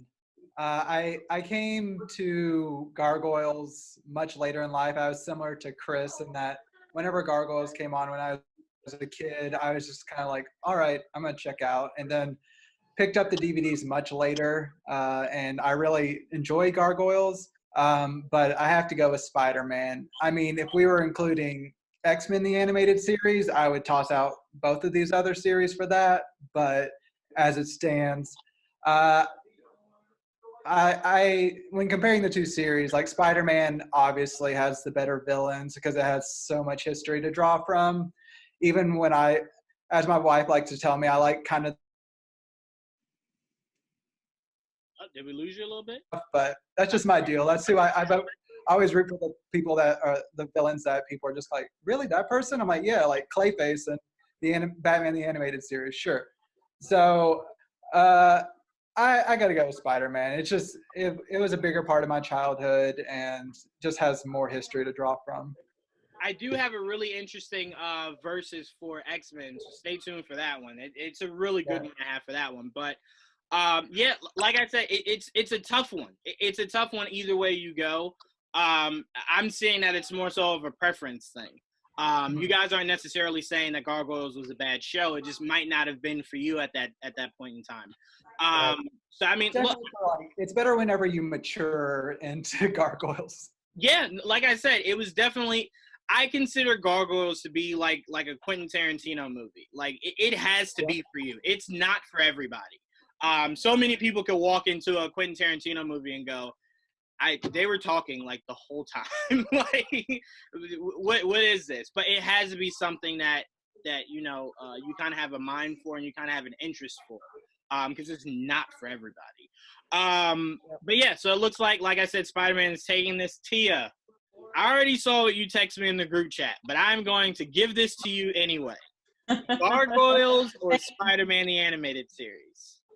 First of all, thank you. I was wondering if you were even going to pick on me or if you were just like, I wasn't Tia's out of the group. No. Go ahead. I have to give it to Gargoyles. I actually really loved Gargoyles as a kid. I think I remember being disappointed that it didn't run later, that it didn't keep going. Suddenly we had Gargoyles and it felt like it was not there anymore. And I always remember thinking, why wasn't Gargoyles still around? But as a child, I was a really big fan of Batman the Animated Series. So I think Gargoyles kind of had that feel for me. I like the darkness. I think I said this on another podcast, but I'll say it again. I was the goth kid in school, so I like the dark brooding shit. They could have sat on top of that, cathedral forever and continue talking. I loved it. There was a maturity to it. There was this real just darkness to it that I gravitated to, and I wish that people talked more about Gargoyles. I wish that it had more of a franchise than it does now, but I almost kind of am okay with them not touching it because some things should be kind of preserved in like the little nook of our mind. And that's how I feel about Gargoyles. I think about it fondly. I remember it as a great cartoon and being a huge part of my childhood, but I'm okay with essentially never seeing it in a live action capacity. Unless, of course, Jordan Peele gets his hands on it because we know he'll do justice by it. But we've seen too many times Disney, and I love Disney, but them taking, maybe childhood favorites of ours and unnecessarily rebooting them and them just kind of falling flat. So I'm okay with like kind of Gargoyles being a 90s kid things that we just remember. That's fine that the new generation doesn't know it. They have their other things, but we have it at least. Well, I would only slightly disagree. I believe in order for history to properly repeat itself, there's items of history that should travel throughout the decades, and good animation is one of them. And Gargoyles was a good show. It was a legit show. I can't tell you how many times I've said it to my little sister or my little brother, like to them and their friends, and they look at me like I'm speaking of the olden days. You know, and it's like, no, it's not back in like 1906. This is like 1993. But you know, they kind of view it like a myth. Like, what is that? And it's like, well, watch it. Yeah. But no, I am with you in the idea of you don't want to muddy it. And I believe, like, I saw Lion King and I saw Aladdin, and albeit I don't think they were bad movies, there were too many changes in it to make it more modern. That it just felt drastically like Nala being part of the fight where Simba's like fighting everybody and like Neoing his way to Scar. In the live action, Nala comes in and is like Trinity, and I'm like, no, I didn't really need it. So, yeah, I mean, I get you in that, but like you said, if Feige and Jordan Peele can take it, make something beautiful, to do it. If not, it'll just have to be something we hold on to. But all right, let's go. We're gonna do a few more before we close this up. Chris, I got your message. I got you. Hold on, sorry. Dan just messaged me. Dan also just put it. Yeah. All right, so this next one I wanted to do, Chris, I want to do while I have you. This was my favorite one, and I couldn't wait to do this one.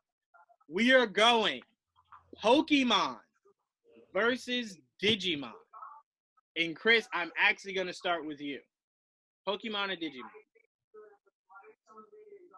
So this one's so hard, but I'm going to have to go with Pokemon just because I was such a huge fan of the trading card game. I was that kid bringing binders to school and like hanging out with the other weird kids that were playing Pokemon. I just got super more into Pokemon. And then kind of by the time I aged out of Pokemon, Digimon caught on. Same as like Yu-Gi-Oh! And stuff. And I appreciate all those. And Digimon's like, actually in retrospect, going back and watching it now, it's really cool. But I don't have the same nostalgia for it. I will say Digimon is almost aimed at a older age group, whereas Pokemon was more aimed to like, you know, I would say like 4 to 8-year-olds to some extent outside of the trading came. And obviously it got bigger.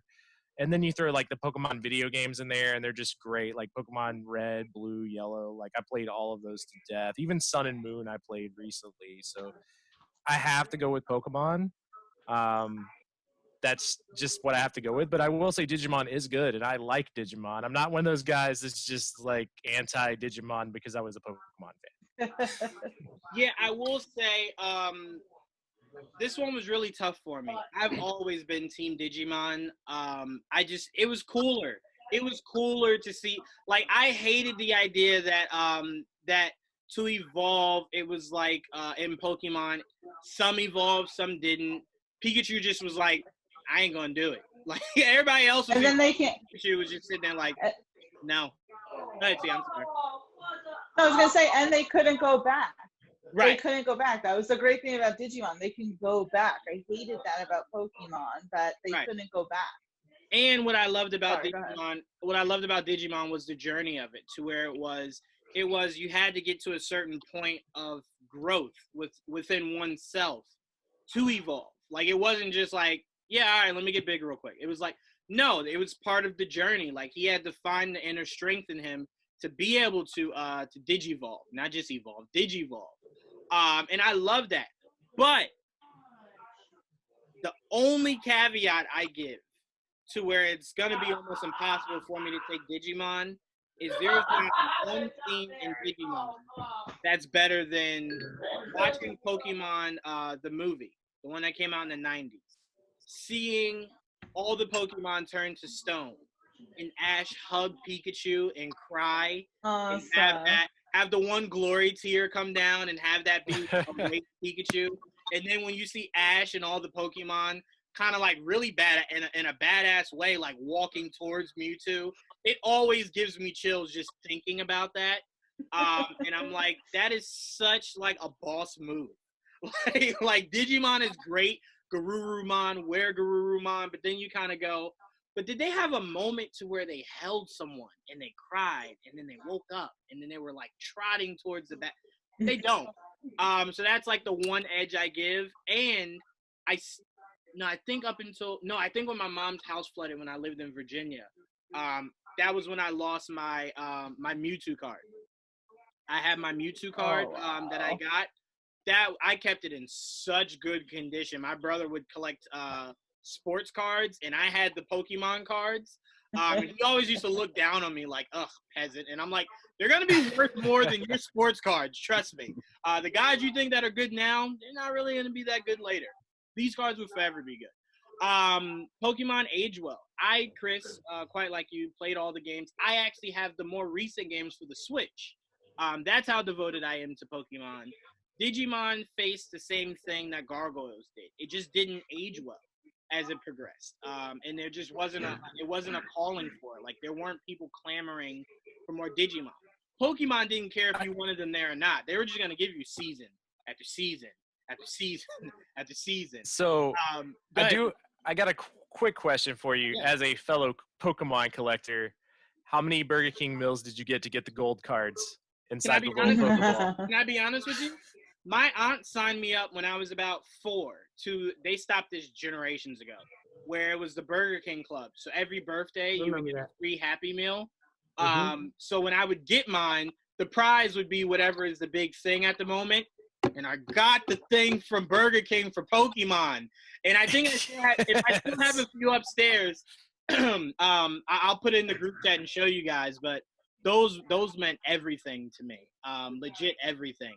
But yeah, like I said, Digimon just didn't age well. Like, I think if you were a fan of Digimon, you could only span back to the first 3, maybe 4 seasons. Like, Digimon Evolution was dope, where they merged with their Digimon. The second season with Davis was really cool, where the Digimon could start to fuse into each other.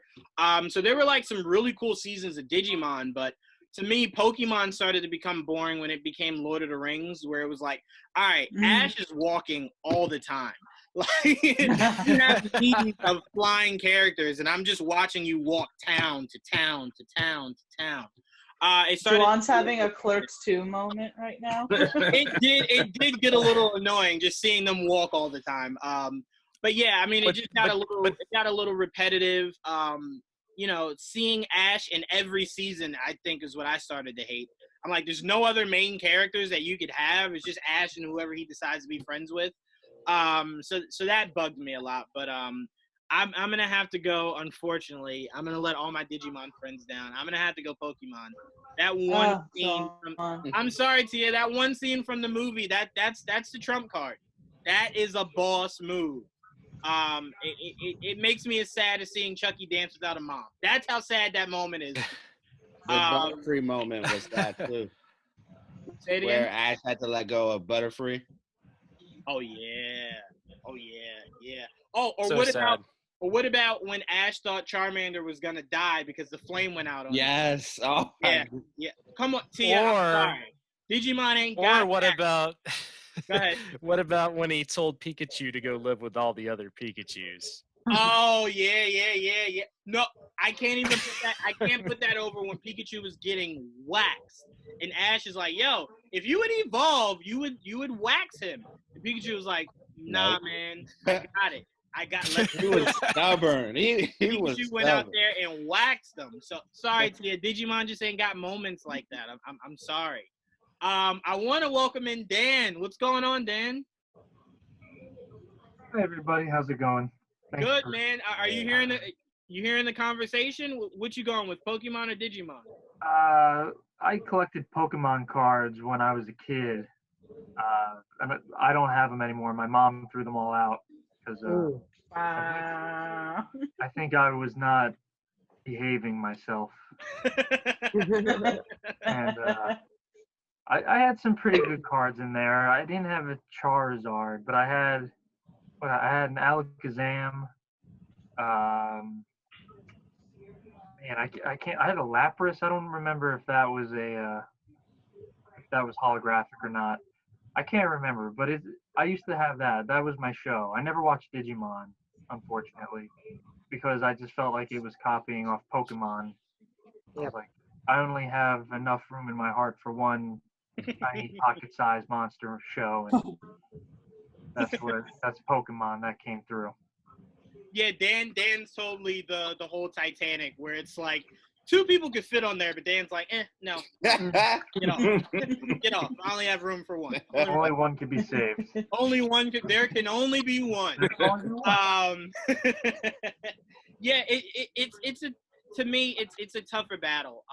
Because Digimon is very, very, very special to me.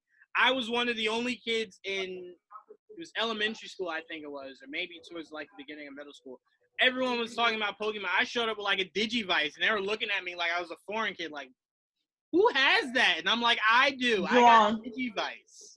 Go ahead, Tia. I will challenge you. I actually got, not looking for sympathy here, but I got made fun of for a whole day for having like a Digimon like folder. All the kids were like, "You don't like Pokemon? You like Digimon better? You're so lame." And I'm like, and I was like kind of the new kid too. It was only like my second year in the school, so I'm like, oh, new kid that like, you know, doesn't even like what all the cool kids like. Tia was like, damn, I made the wrong move. No, I mean, but no, it was really like that. I mean, you had your Pokemon worshippers that weren't going to let you bring in your Yu-Gi-Oh cards, anything, Digimon, nothing. It was like, it's Pokemon cards or you get out. So, I mean, it was like that. Look, I'm with you, Tia. My mom dressed me up as Agumon for Halloween. I just remember just walking through the neighborhood and they were looking at me with like disgust, like, oh, look, whose kid is that? But yeah, no, Digimon, like I said, is very special to me. But Pokemon, man. Michelle, I'm gonna go to you. You going Pokemon or Digimon? I'm going Pokemon. I really don't even know that much about Digimon, just because I too thought it was kind of a ripoff of Pokemon. I mean, look at where the Pokemon franchise is right now. It's still here. Do we still really kind of have a Digimon franchise? Not really. I have a grandson that's going on 8 years old, and his dad still has all his cards, and he's been watching it on YouTube. Takes the iPad and he's watching. I'm like, what are you watching? I'm like, oh my gosh, you know, now my grandson's watching Pokemon, and I got to go with Pokemon. What was it that we did a few years ago? We had the game for our phones, and everybody was walking around. Oh yeah, Pokemon Go. yeah. What was it? Would you say? I know it's. I had it, but Pokemon Go. Yeah. I immediately deleted Pokemon it Go. because it required me to be active, and I'm like, no. If my own health can't get me walking, a video game won't do it. But no, I mean, you're absolutely right. That took the world by storm because everyone that remembered Pokemon was like, oh my god, I can go to my basement and catch a Charmander. You know, just see a wild Charmander just sitting on my dryer. Like, it was really, really, really cool. So I mean, but like I said, it's just really hard to judge it that way, only because Digimon just wasn't able to age well, and I think Pokemon fell back on its gaming more so than it did the fact that its cartoon has been on since it started. Its gaming is what's carried it, and Digimon didn't even have one good game. So to me, that's what hurts. And Pokemon was more of a card. Digimon, once you got the Digivice, you had to have another friend that had the same Digivice and put it up against each other, and then you could like play each other. That's a lot harder than, yo, did you bring your binder? I brought my binder. All right, let's get to it. Let me get my Doritos, my Capri Sun, and let's get to it. So it was just a little different. It was a little different. And I think that's where Digimon fell off at. But you know, no fault of theirs. I saw they made a comeback recently. But no one really talked about it, so it wasn't even a really good comeback. But they tried, and you always give an A for effort. But Dylan, you going Pokemon or Digimon? Well, I did love Digimon back in the day, and somewhere in my old house there still is like a low rent Digimon pinball machine that I have. But that's cool. No question, I have to go with Pokemon. I mean, that was my can't miss show when I was younger. There's no comparison to probably the amount of hell I put my mom through just like begging her to go to different stores to like track down the trading cards, and just the rush of just opening it up and just flipping through like, okay, got that. Then something new just popped up and you're like, yes, like it was just such a great feeling. And then like trying to explain also to my mom the importance of needing to go see the Pokemon movie in theater to get the like exclusive trading card, and there's nothing like it. No, you're 100% correct. It was it took a lot of convincing to get to that movie theater. As soon as I was looking to get there to make sure that I got my exclusives from that movie. But to me, the biggest thing, I mean, even though Digimon had a really dope theme song, what put it over the edge was how frustrating I got. Every time Pokemon would go to commercial, remember it would say, "What Pokemon is this?" or "Who's that Pokemon?" I used to always get it wrong. That was where like I practiced my curse words, was watching that and then getting it wrong. And like, I knew that was Pikachu. Why didn't I say that? Why did I say Charmander? So like that was super stressful. And then the Poke Rap was so awesome. I love the Poke Rap. So there's just so many different layers of Pokemon that you kind of go, Digimon, you should have just tried harder in some avenue other than just your show. But Dom, you going Pokemon or Digimon? Yeah. Would you say, I was just gonna say, as I mentioned in my last answer, I used to like all of the more lamer characters on shows. So one year I had my mom make a Poliwag costume for Halloween, which was just a white beach towel that she spray painted lines around. So I was the cool kid back in the day. Hey man, you had to do what you had to do. You had to do what you had to do. That's a really interesting Pokemon to go for, though. I know. I was a weird kid.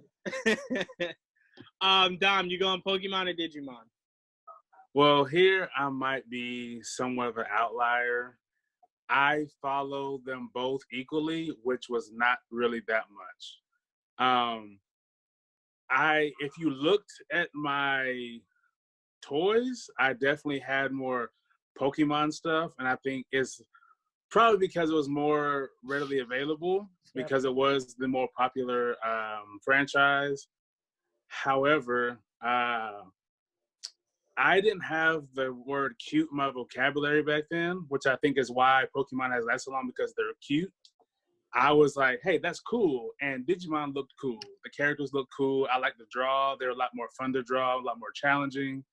I do believe I followed it a little bit more because I didn't really care for Ash that much. He kind of got on my nerves. And Pikachu would never evolve. And I was like, bro, like, you going to stay this little mouse forever? Like, what are you doing, Bart Simpson? So I'm going to go Digimon. All right, I like it. I also didn't like, it confused me. Every day I would ask my older brother, I would ask him, can Brock see? And he was always tell me, yeah, he can see. And I'm like, I don't think he can. It didn't look like he had eyes. It did not look like he had eyes. And I'm like, why can't he see? Like, why is it that he can't see? Why is it his Pokemon are so boring? What was it that they didn't like about Brock? That was always my question. What's wrong with Brock? So just a lot about that was a little interesting. But one thing, Dom, you got to give Pokemon credit for. When Ash used to turn his hat around, what did you know was about to go down? Oh, yeah. It was about to go down. Just turning it to the back. I remember I had a bully. And I thought it would, like, scare him. So, like, I turned my hat to the back, and he looked at me and put me on the ground. I'm like, damn it, it didn't work. I thought he would understand it. But yeah. What do you think? You was Sylvester Stallone in that, like, one arm wrestling movie? Yeah. Look, I thought the bully would see it and get scared and go, all right, I'm not messing with this kid. No, it just made him want to bully me more. But we need the over the top watch along, and I definitely want to be part of that. We got to make that happen pretty soon. Look, Chris, we can set it up. I saw your message. We can set it up. Tia, I'm gonna go to you. You going Pokemon or Digimon? Yeah. So let me first start by saying, I very much grew up on Pokemon, but like the original like batch. I did watch the anime. I collected the cards. I played Pokemon Red and Blue on the Game Boy and all of that. But to me, I always gravitated more to Digimon. I think I like the anime style better. I like the adventures better, the creatures in it, because if you remember in Digimon, they had some really gruesome looking creatures, some that like really looked scary, you know. There was one that was like a skeleton, one that was on, you know, on a like a body of a horse and stuff like that. Obviously it's been so long, so I can't remember all the names, but in my head I can think like it was definitely more scary to me, and I liked that. I loved the idea of, instead of it, because you know Pokemon's like, everyone knows about Pokemon. You go out, you walk out of your door, you're gonna go be a trainer, you're gonna go walk, you know, and there's Pokemon. But with Digimon, at least in the first one, it was a secret. It was another world that you had to get into, and the whole normal world had no idea what the hell was going on. I very much liked that. I liked that they were essentially teenagers. I loved in the second season how it was kind of essentially passing the torch down. And I even liked the third season. I don't think I watched the fourth season, but I even liked the third season with Beelzebub Mom or something. I thought he was a really cool character, especially because he was on a freaking motorcycle and looked like a biker. So, you know, that was awesome to me. I think I enjoyed it more. I watched Pokemon. I obviously was into the phenomenon with everyone else, but as far as me sitting down and enjoying a story better, I enjoyed Digimon's story better. And as I just told you, I got freaking bullied for liking Digimon, and that was fine with me. I'm like, if you guys all want to follow the same trend and like Pokemon because everyone else likes Pokemon, that's fine. I'm going to like Digimon, and that's totally cool with me. But you're right. I mean, Pokemon obviously has had the staying power, and they're smart for it. Their marketing team is incredibly smart for doing it. And I even just watched Detective Pikachu recently, and I really enjoyed it, actually. So I have nothing against Pokemon.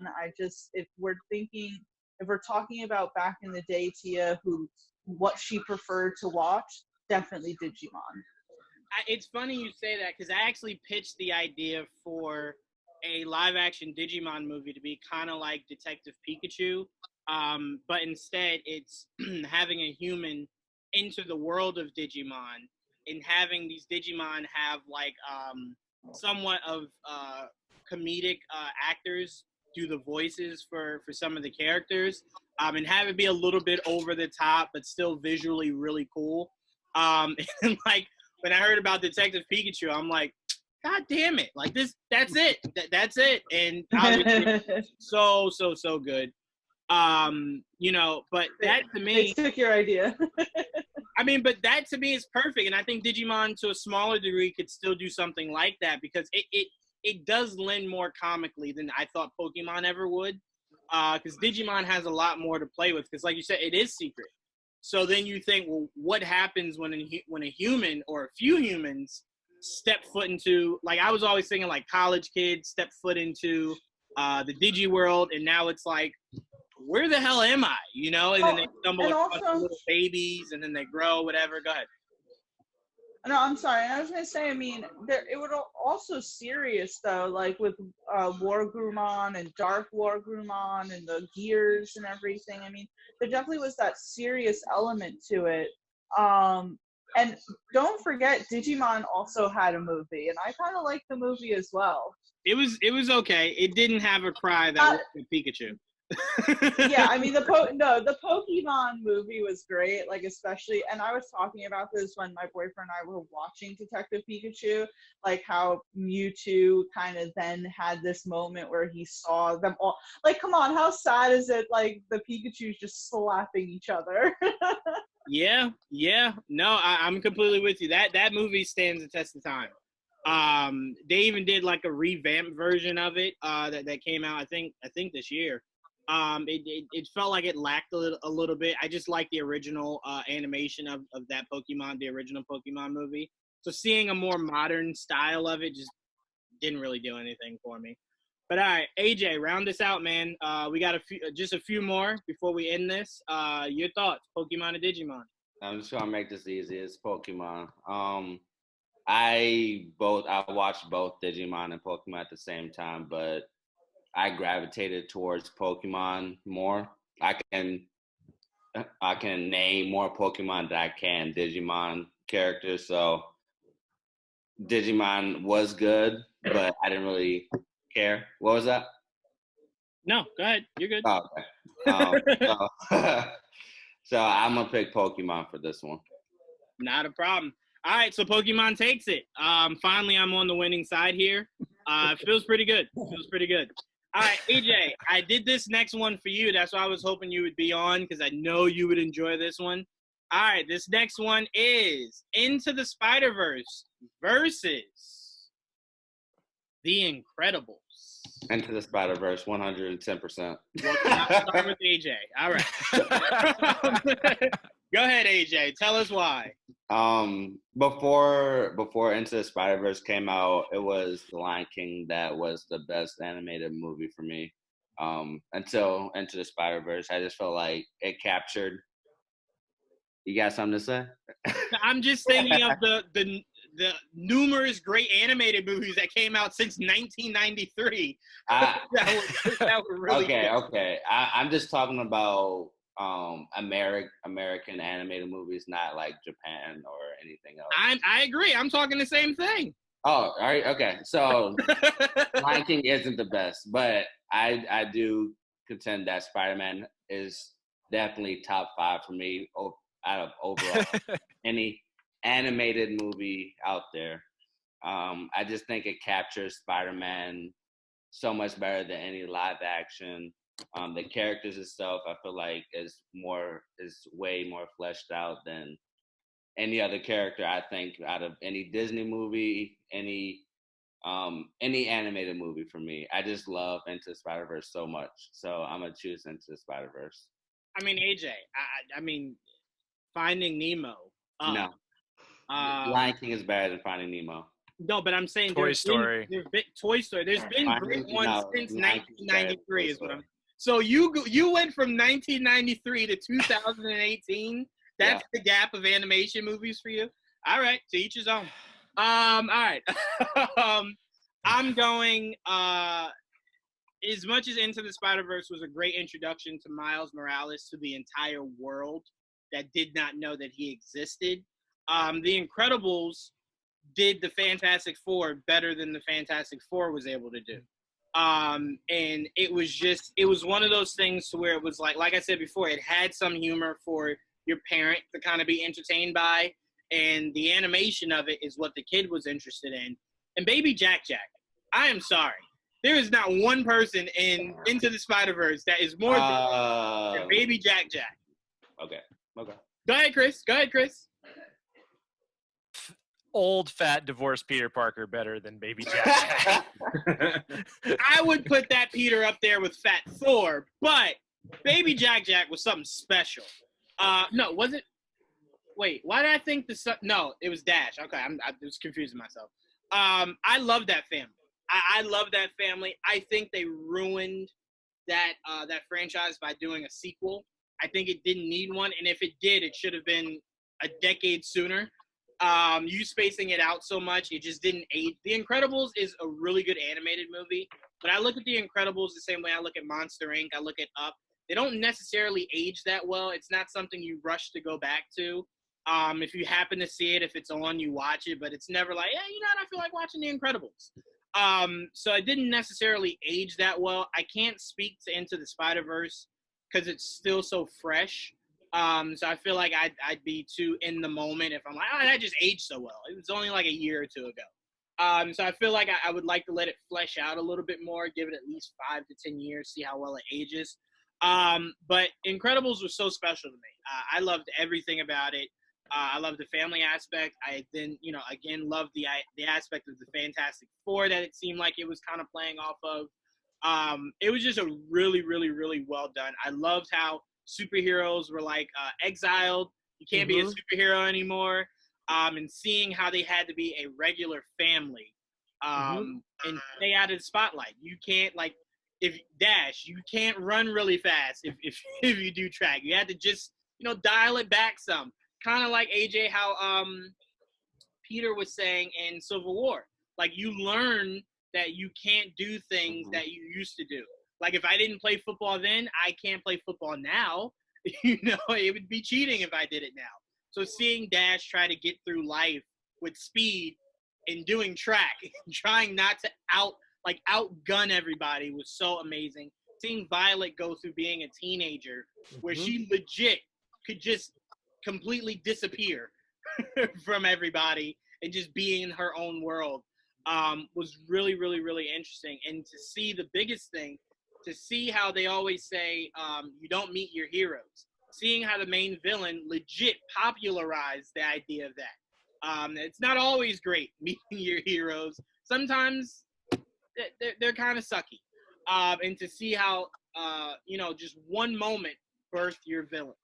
I loved everything about it. I loved the ending to where it's now like it's cool to be a superhero in the open, and you see them all suit up in front of everybody. It was just such a fun time seeing them learn how to use their powers, get stronger, wiser. And like I said, baby Jack at the end, where you see he has powers also, when it looked like he was just not going to be one of the superpowered. So hilarious. I love it. And I got to point out the lady that built their uniforms. Oh, Ida. I love Ida. Edna. Yeah. Ida, I will say this right now, AJ, and I will not take it back. Ida would smoke Aunt May. She would smoke Aunt May. Anything you think Aunt May could outdo Ida in, she would smoke Aunt May. I'm putting that out there. I want to see that battle. All right, I have a question. How many times have we watched The Incredibles? Have I watched The Incredibles? Oh, Yes. gosh. Oh, I actually watch it 2 times a year. I watch it 2 times a year. Yeah, I've seen Into the Spider-Verse 5 times. And that's not to take anything away from. Like I said, it's still so new. Yeah. You know what I'm saying? Like it hasn't had that much time. But yeah, no, I actually would love to see a rap battle between Ida and Aunt May. that would be cool. That would be cool. That'd be really cool. But all right, Michelle, I'm gonna go to you. You going Incredibles or Into the Spider-Verse? Absolutely. Absolutely. There he is. There he is. I love how he was within reaching distance. It was like, oh, this. I ran and got him. Just for this. Incredibles. Love Spider-Man, or Into the Verse, all that. But everything you said about the Incredibles, the whole family thing, I really do wish they would have came out with the second one sooner.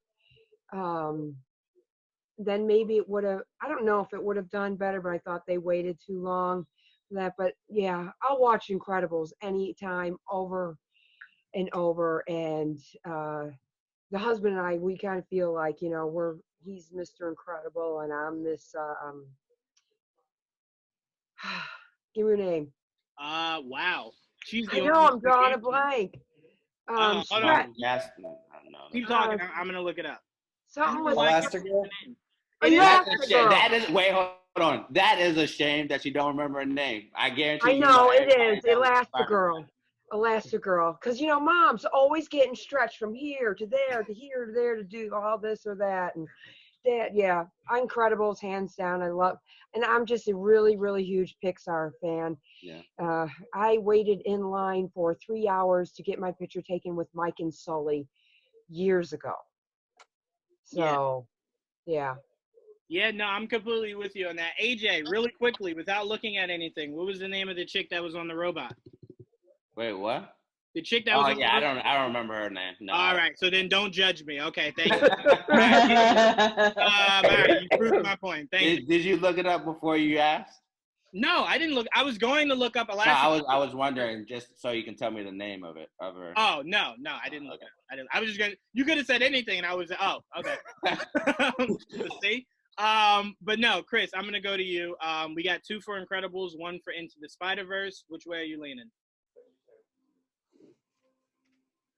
Chris? Yeah, I'm here. Sorry, it just froze up for a second. Right, yeah, I got scared. I'm like, wait, what? Go ahead. No. It's for me, it's Into the Spider-Verse. I just love seeing Miles Morales. Like I said, fat, out of shape, divorced Peter Parker was kind of great.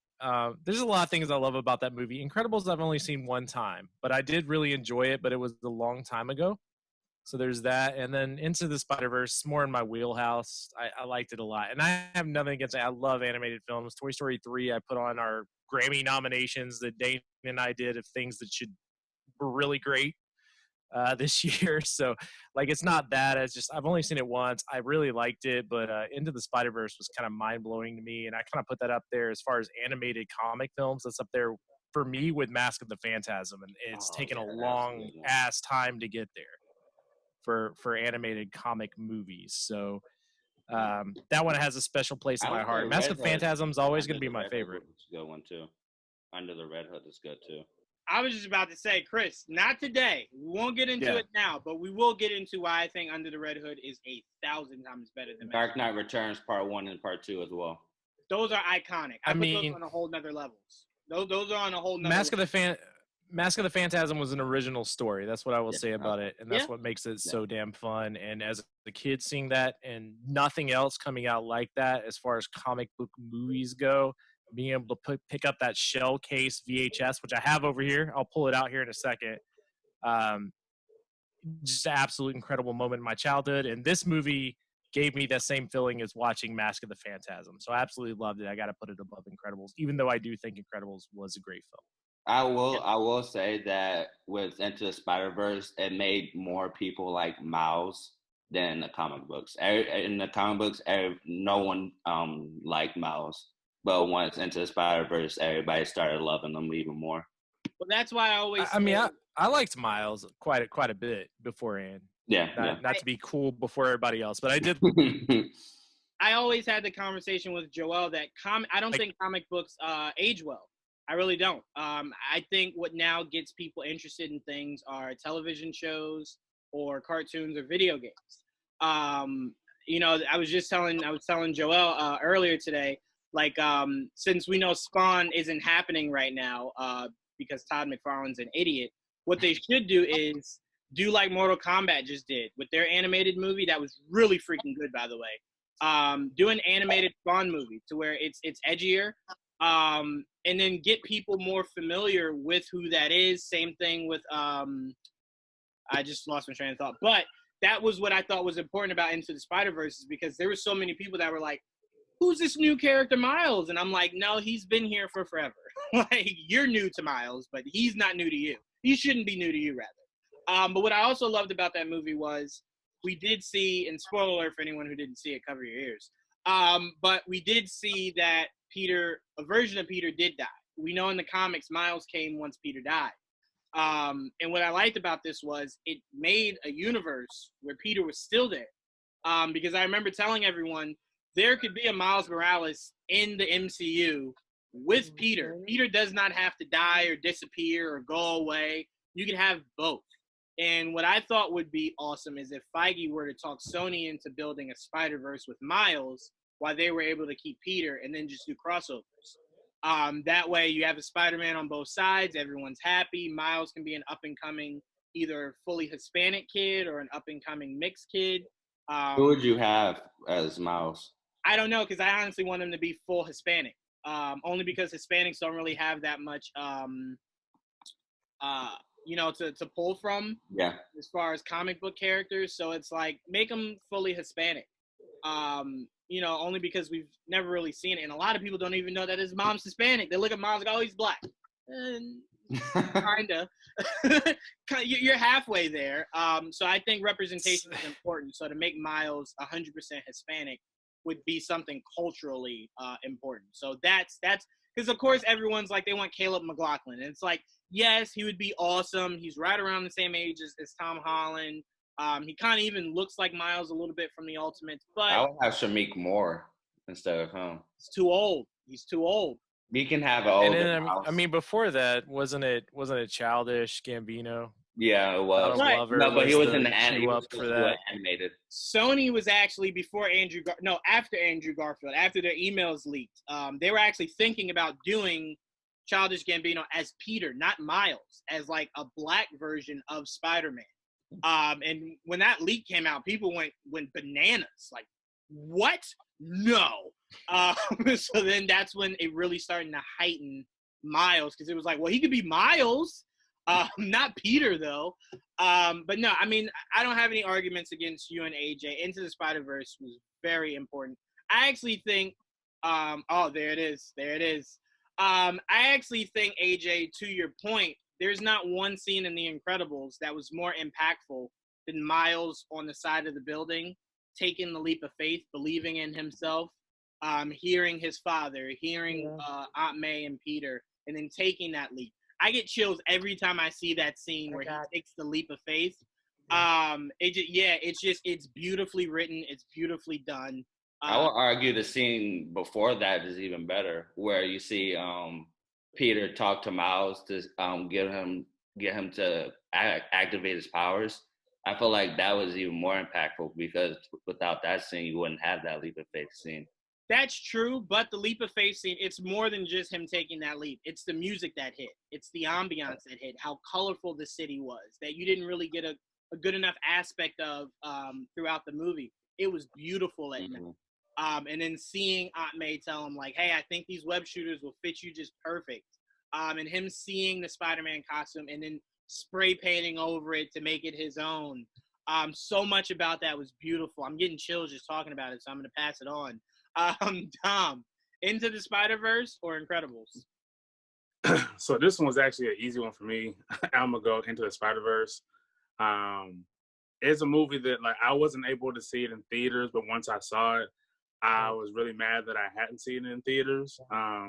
Same. And I watched it multiple times. I mean, it's a beautiful movie. Storyline's great. And The Incredibles, I'm not a fan. I'm not. I tried. Now, it came out at a time when I was in full jock mode. I was my junior year of high school, and I'm like, Dom don't watch animated movies. I tried. I remember watching it in my English class, and I was like, I'm not really feeling it. And then watched Finding Nemo, and I was like, I'm not really feeling it. I tried. All right, Dom. No. Yeah, no, he's ridiculous right now, Tia. He's ridiculous. You know what it is? I'm not. Up until the recent years, I was never really that much into like anything mushy or like overly nice, for lack of a better word. So I was like, I avoided those movies. I was like, I'm good. I don't need it. And now a crime movie, so I'm evolving. You know, it's a you know. So some of these I might have to go back and watch to see if I like them now. But for when I saw The Incredibles, like Chris, I only saw it one time. I was just like, and it was probably in the wrong setting. I was in English class. There's a girl that I liked, but she sat across the room, but the teacher was behind me, so I'm trying to flirt without being caught. You know, so it was just a bad mixture of things. But in any case, I'm going Into the Spider-Verse. The super suit scene in Incredibles, funniest scene out of any animated movie. I will say that. I love that scene. I love that scene so much. As much as that's hilarious, there's something hilarious about. So, kid, where are you from? The Neminary. That's good too. That will forever be hilarious. Yeah, Dom, I mean, you made me flash back. I mean, there was no better time to flirt in class than movie day. It was like the best time. But no, yeah, rewatch Incredibles, Dom. You and T are gonna make me cry during these game shows. I promise you. I'm gonna just fully break down one day. Now it's gonna happen. Once you go to me, it's gonna happen. But no, I think if you go back and watch Incredibles, you go back and watch Up, you go back and watch Shark Tale, you go back and watch Finding Nemo, they'll hit you a lot more, you know, than it probably did then. But yeah, they're all overly emotional, but it hits you, man. It really does. I mean, I still tear up when Andy has to get rid of his toy. Stop. I mean, that is just like, wow. Whew. Again, I think I'd cry more with that than I would at my wedding. But anyway, all right. Tia, I'll go to you next then. You going Incredibles or Into the Spider-Verse? So I never seen The Incredibles, so it has to. I'm sorry. I've just been disappointing Juwan all night, but so it has to be Into the Spider-Verse, just because, first of all, like Dom, I didn't see that in theaters. I saw it when it came to Netflix, and I was like, you know what? Let me finally check this out, see what everyone's been talking about. And I honestly loved it. The animation style was beautiful. I really first of all, I liked Kingpin. Like Kingpin's portrayal in that was really good because he's obviously this very huge, monstrous type of man. But they even gave him like a little bit of a emotional arc, you know, with Vanessa and his child. And then I liked seeing the dynamic between a washed up Peter Parker, because to me, I've never seen that before. And that was a really cool dynamic. And I kind of liked how he always was protective a little bit of Miles, although also at the same time kind of keeping him at a distance. And just seeing Miles's arc in that movie was really admirable. You know, him understanding his father a little bit more than he did, you know, the reveal with the uncle, all of that. I mean, I kind of like was on the edge of my seat for a lot of it. And the Stan Lee cameo was obviously more emotional because I watched it after Stan Lee passed away. The battle scenes were awesome. The final battle scene was cool. It made me sit there and think like, wow, I really wish we could have something like this in a live action capacity. And it certainly introduced me more to Miles, because I've heard of Miles Morales, especially during the debate when the MCU wanted to bring in Spider-Man, and there was a huge debate as to should it be Peter Parker or should it be Miles Morales. And that was the only thing really that I knew about Miles Morales. So Into the Spider-Verse certainly introduced me more. I really enjoyed Into the Spider-Verse, and upon watching it made me excited for a sequel. The animation style is just something that I've never seen before, so I have to go with Into the Spider-Verse.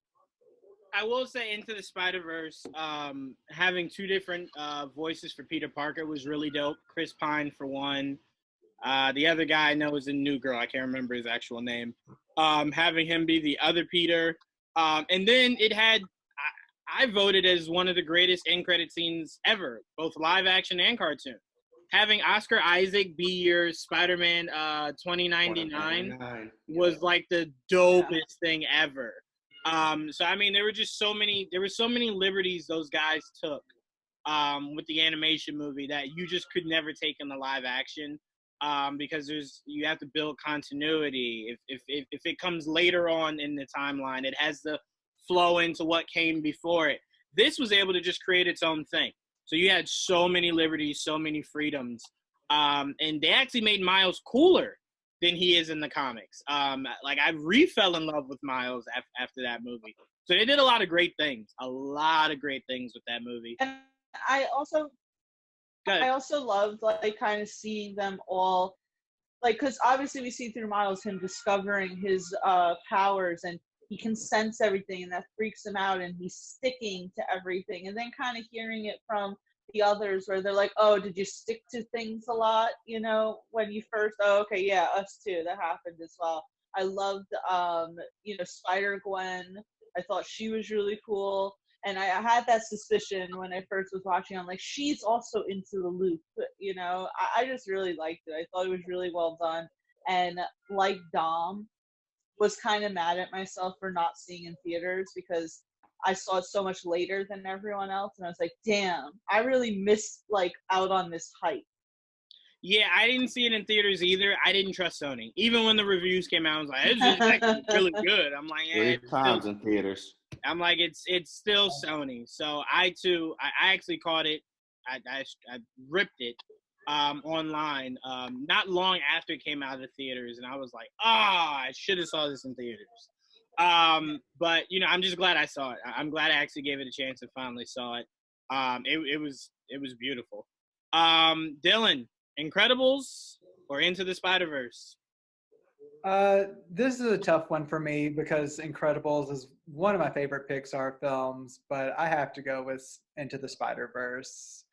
It was just such a great shot of energy into that franchise. We had seen the Peter Parker story done so many times on screen. It was just interesting to see like a different perspective, and just to seeing that, just the animation itself, that's not something like that type of animation that we got from that movie is not something Hollywood typically brings to theatrically these days, and it was just so beautiful and interesting, and just coupled with just the great story, and Nicolas Cage's Spider-Man Noir was great. He was amazing. That was awesome. And then just not really tied into the movie as a movie itself, but just the fact that it won the best animated feature at the Oscars in a time where every single year you can count on Pixar to win it. It was just, I love Disney, but just sometimes I like to see them fail a little bit just to like put them in their place a little bit. So it was nice to have that, like, kind of the underdog Spider-Man, but come out victorious. So I had to go Spider-Verse. Yeah, I mean, sometimes you look at Disney and you kind of go, you need to be humbled. And then they give you Coco and you're like, okay, all right. Yeah. But yeah, no, I mean, I completely agree with you. Not since Toy Story. And I could be wrong in this, so I'm not saying it as fact, but not since Toy Story do I remember a voice cast this talented, where it was just star-studded. I mean, you got some of the biggest and the best in the game to come and do your voiceovers. I mean, you getting Mahershala Ali to do your animated movie is already points on the board. You know, and then you just, everybody else, you kind of just go, this, how you're able to get this great of a cast. And they all come together and they all mesh so well. And, you know, they're so distinct with their voices. When you heard Mahershala, you're like, that's definitely Mahershala. So, I mean, that was a great, great, great voice cast. And not since Toy Story have I felt that impressed by a voice cast to where it just stands out more so than anything else. Dan, you are wrapping us up. Incredibles or Into the Spider-Verse? Into the Spider-Verse, easily. So easy. Okay. Just like easiest choice I've ever had to make. Okay. All right. Well, you guys touched on everything. There's really nothing else to bring up about it. It was just style-wise, it was very unique. It felt like I was reading a comic book, essentially. It was a unique storyline. I love the character designs. Like Tia pointed out, Wilson Fisk, how he's just this, you know, this mountain of a man. Both, you know, his personality and his ego and him physically. He's not someone you want to mess with. I loved the Dr. Octopus reveal. I was not expecting that. I thought that was really cool. And then, I mean, yeah, you get some of the others. You get like Scorpion, Prowler. I liked. I mean, I liked Prowler since I was a kid. I had no clue who he was when I was a kid. But I was like, oh, that suit looks awesome. So I used to, you know, follow him kind of closely, and to see him make a comic book movie debut was pretty exciting. But yeah, it was just, you know, just a fun story. It runs the gamut of, you know, obviously a lot of humor, but there was also a lot of real moments in there between Miles and his father. And I'm sure, you know, I don't know from experience, I'm a white guy, but that whole dynamic with his parents is phenomenal. It's very touching. So I don't think Incredibles had that. I mean, you have the whole dynamic of families fighting and the kids going through, you know, changes in their bodies, and especially since they're superheroes. But to me, it just felt like your run-of-the-mill family squabble, you know. But with Into the Spider-Verse, it was a little bit more unique, in my opinion.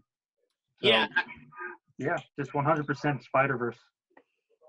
I will say everything that Miles went through was very authentic. And I applaud them for that, because it could have been something that kind of just was like, you guys probably should have had one or two people of color maybe kind of, you know, consult a little bit. They did a great job. It felt very authentic. I not once was kind of just like, all right, you guys don't understand. No, it was really, really, really authentic, and I loved it. And I have to applaud them for that. That was really, really, really well done. All right, I know a lot of you got to go, so we're only doing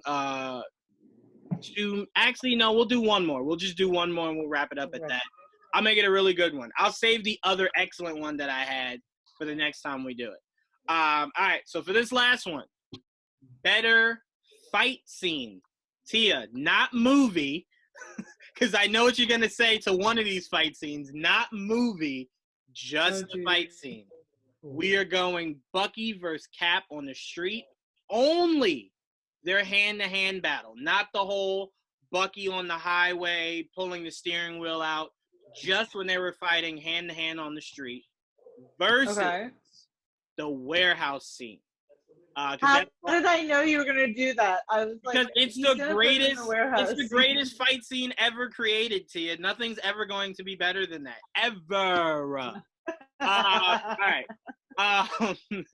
Dom, I'm gonna start with you. You going warehouse or you going Cap and Bucky on the street? Well, okay. So I think you know what?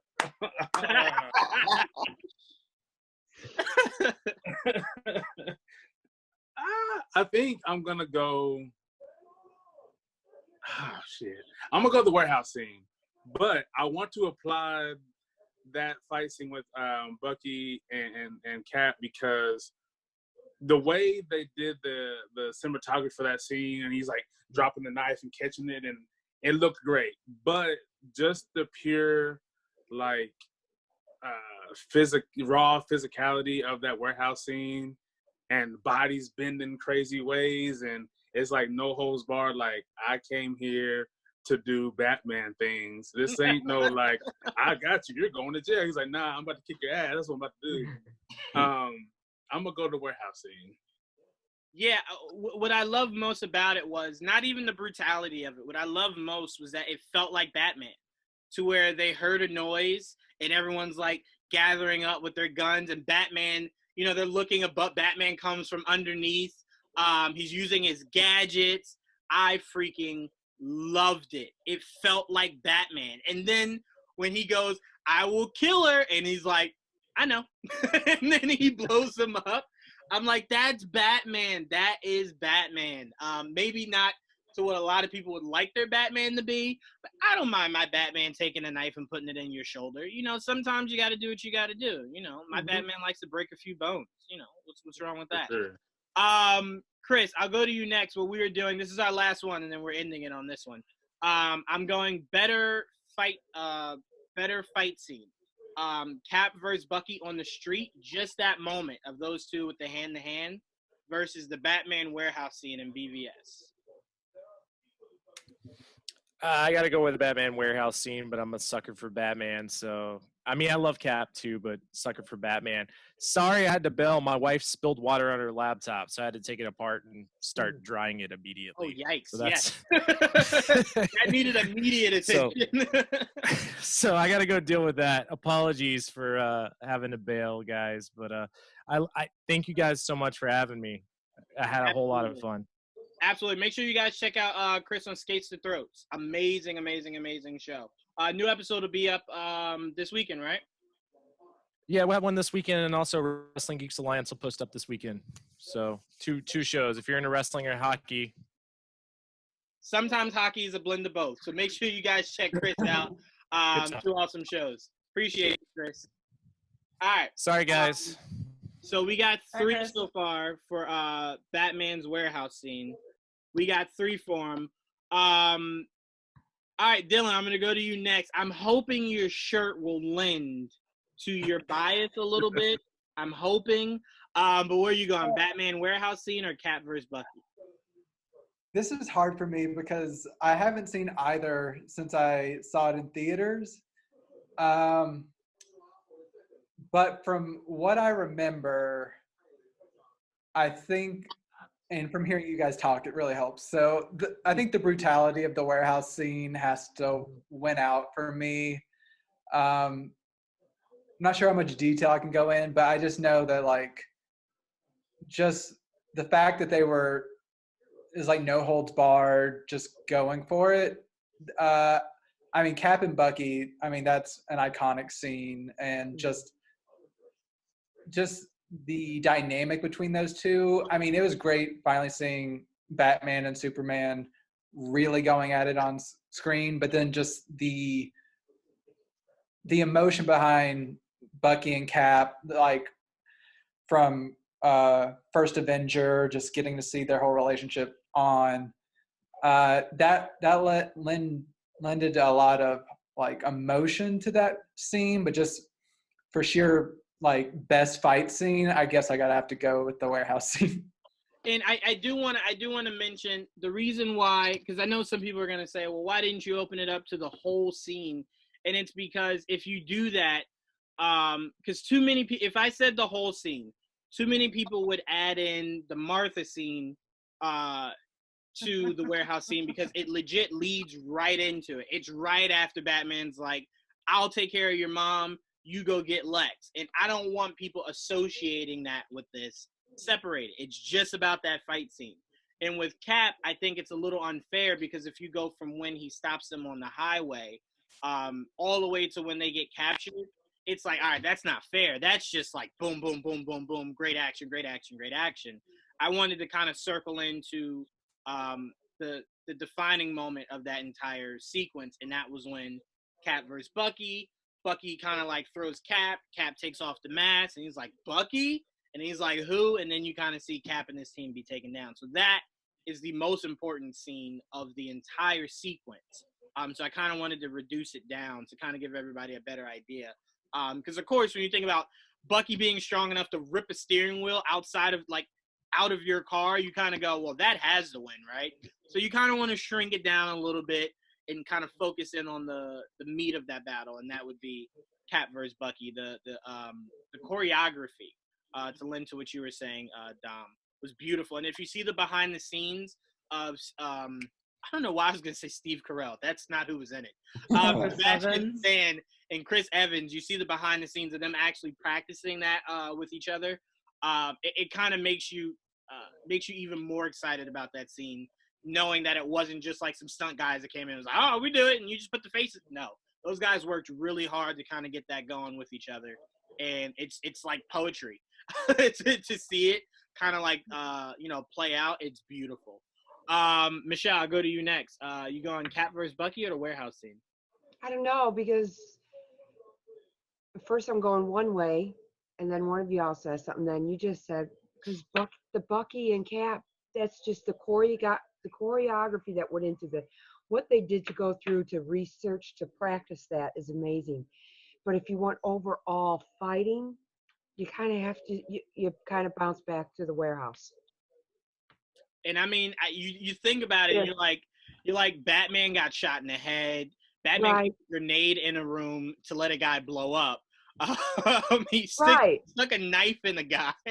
Like, it was so brutal. Like, I remember sitting in that theater. I tell this story all the time. I remember sitting in the theater and watching that and looking around and seeing children and going, I don't think y'all should be here. Like, I don't know this is meant for you guys. And then when like Superman dies at the end, seeing the amount of kids start to cry, I'm like, oh no, like you guys shouldn't have been here. Like this is really bad. But I loved it because it finally gave us a bat. I tell people all the time, Michelle, because they go, Ben Affleck's Batman killed and Batman doesn't kill. And I'm like, well, Michael Keaton's Batman took his Batmobile, flipped it, and used his thrusters to set a guy on fire. Right. And he didn't put the fire out. The guy just was burning to death. So I'm like, every level of Batman has killed. Some have been more comical than others. Like this Batman drove his Batmobile through a car. So it's like, oh no, that guy's definitely dead. There's no ifs, ands, or buts. There's no, well, maybe he survived. Dead. So I think that's what. Zach. Yeah.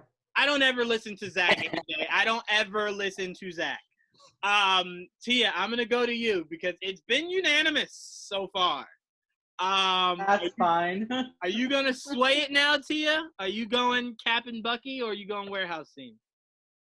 I mean, should that even be a question? All right, I'm gonna be real with you guys.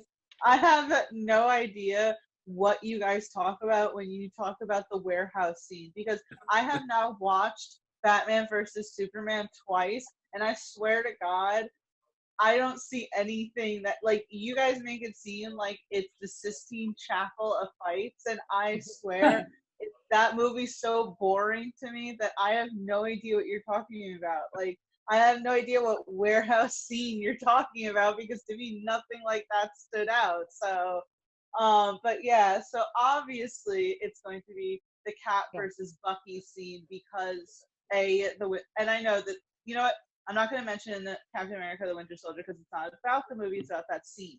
I love the hand-to-hand because nothing to me is cooler when there's like a hand-to-hand combat fighting scene. I love seeing the hand-to-hand combat between Chris Evans and Sebastian Stan. They were just so in sync with each other on that day when they were filming that. It was just so incredibly amazing.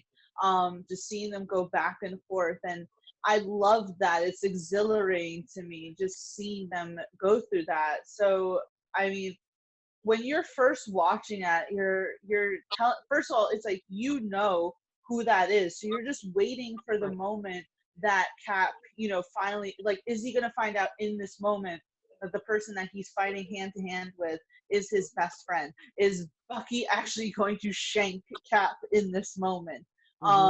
And just seeing them go back and forth to each other is so cool because they're both essentially quote unquote super soldiers, so they can cause like real damage to each other. I love that. But granted, I love, this, Juan, that in general the movie is like my favorite movie within the MCU, and then especially that fight choreography scene is just really well done. And as I said, I have no idea what you're talking about when it comes to the warehouse scene. So, yeah, my vote definitely Cap versus Bucky.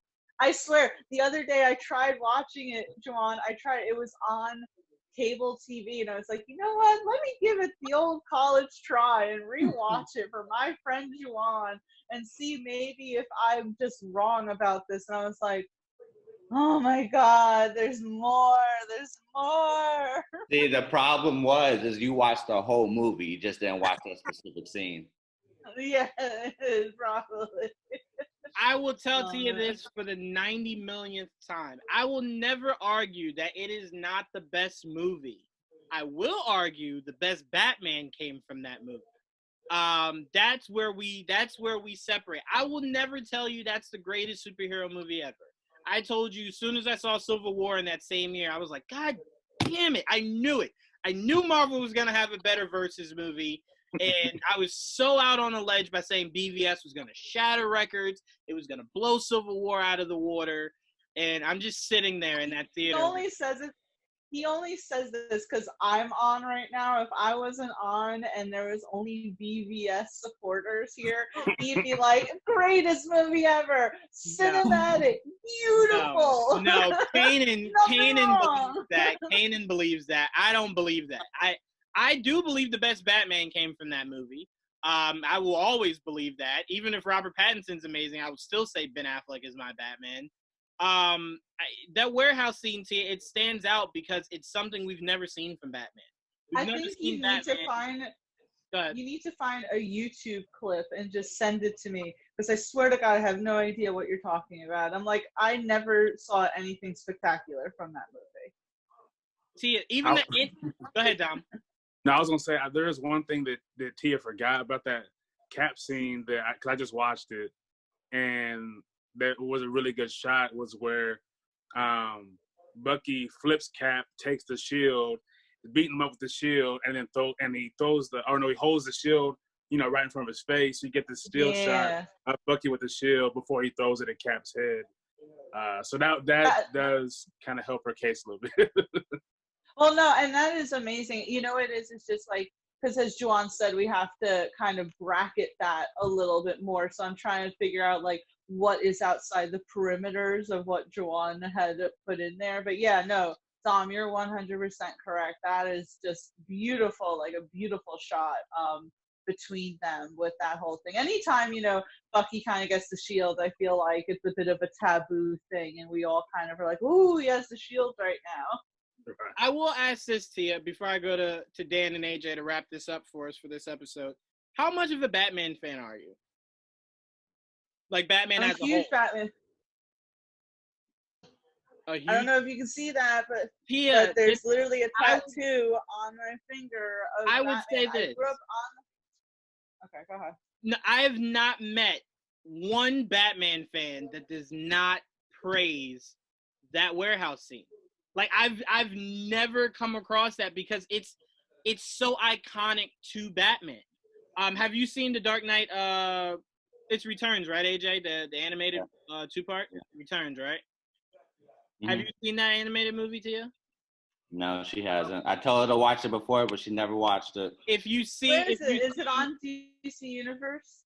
Yeah. I think it is, yeah. Yeah. If you watch part 1 or 2, or if you read the comic of that, you would feel how close to the source material both Batman's arc and his motivation and that one scene is to both that movie and that comic. It stands out. And from that movie was where I thought the Joker solo, I thought they were going to go the same route of the animated movie where Joker was on television. He was on a late night show.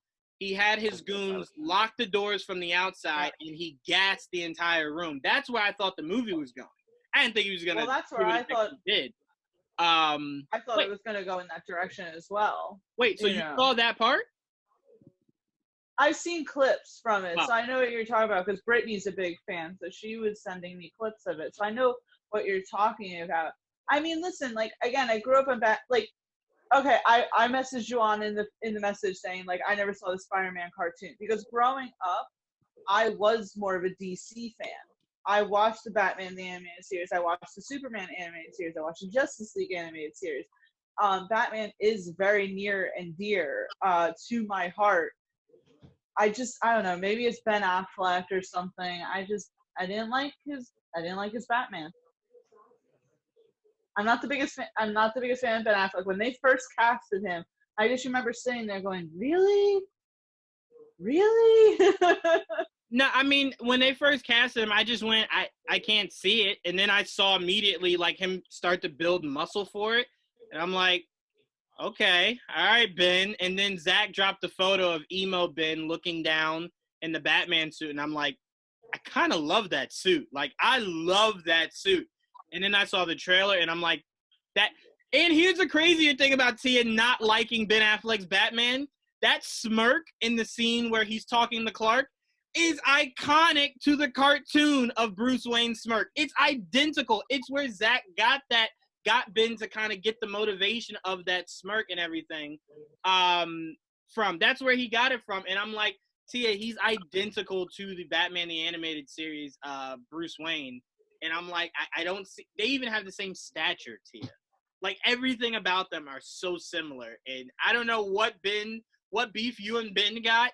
But it is definitely something I'm going to have you guys sit down on the couch in therapy and work out so you can properly assess BVS, Tia, because he deserves more love than you give him. But Michelle, before you go, thank you so much for joining us. Yeah, I had a blast. We will definitely have you on the next one when we do our trivia show. Awesome. Thank you very much. Have a good evening, guys. Yeah. Yeah. All right, so we're going to wrap this one up with AJ and Dan. Dan, I will go with you. Please say the right answer. No, I'm just joking. You going warehouse scene or are you going Cap versus Bucky? Okay, well, I'm going to say this. The best fight itself was Cap versus Bucky, but because the choreography, the fight choreography in that scene is phenomenal. But the best scene overall is the warehouse scene. I think I put that in my top 10 comic book moments, comic book movie moments. It's definitely up there. It's definitely a scene that captures how Batman would fight a group of thugs with guns and being at a disadvantage, and he quickly makes it an advantage. Mm-hmm. He's very resourceful. He's using the crates. He's using whatever he has around him. And I know, Juwan, you were saying that it draws so heavily on The Dark Knight Returns. When he crashes through the wall to, grabs that one thug with the machine gun. That's ripped directly out of the comic book.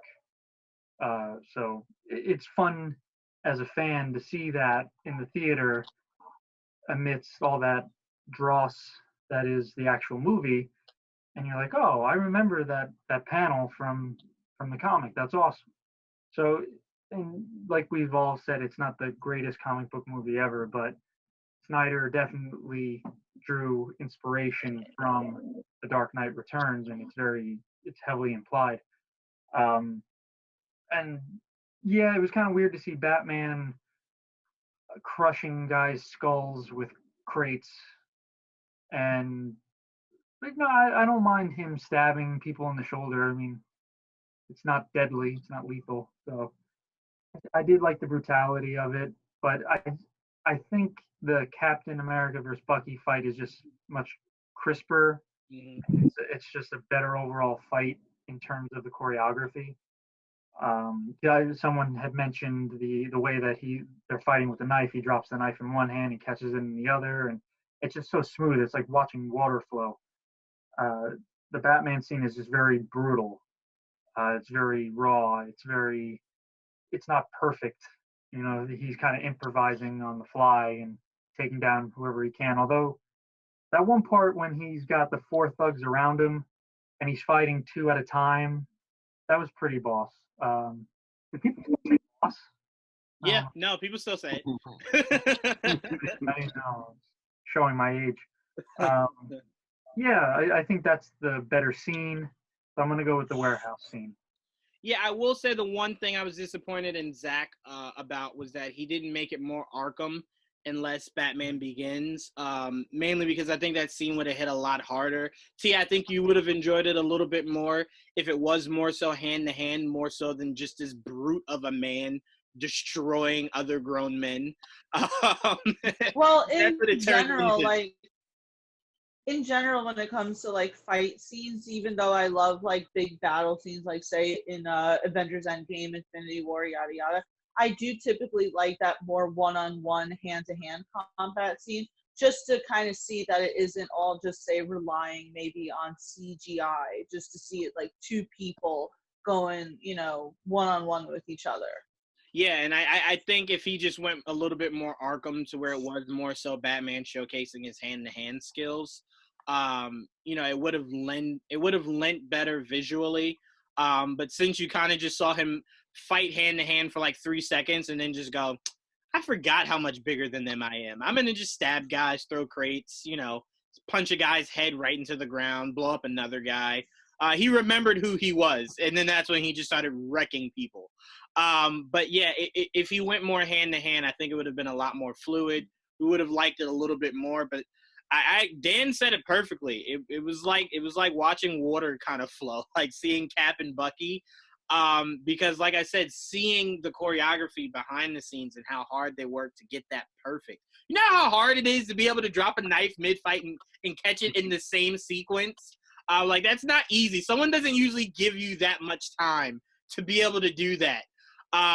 So, I mean, you know, it was just really, really, really cool to see that. But it was refreshing to see Batman actually use brute force rather than the horrible hand-to-hand Keaton went through and then the even worse one that Bale went through. It was refreshing to see Batman use other skills of fighting than Michael Keaton barely kicking and then Christian Bale doing horrible versions of kicking.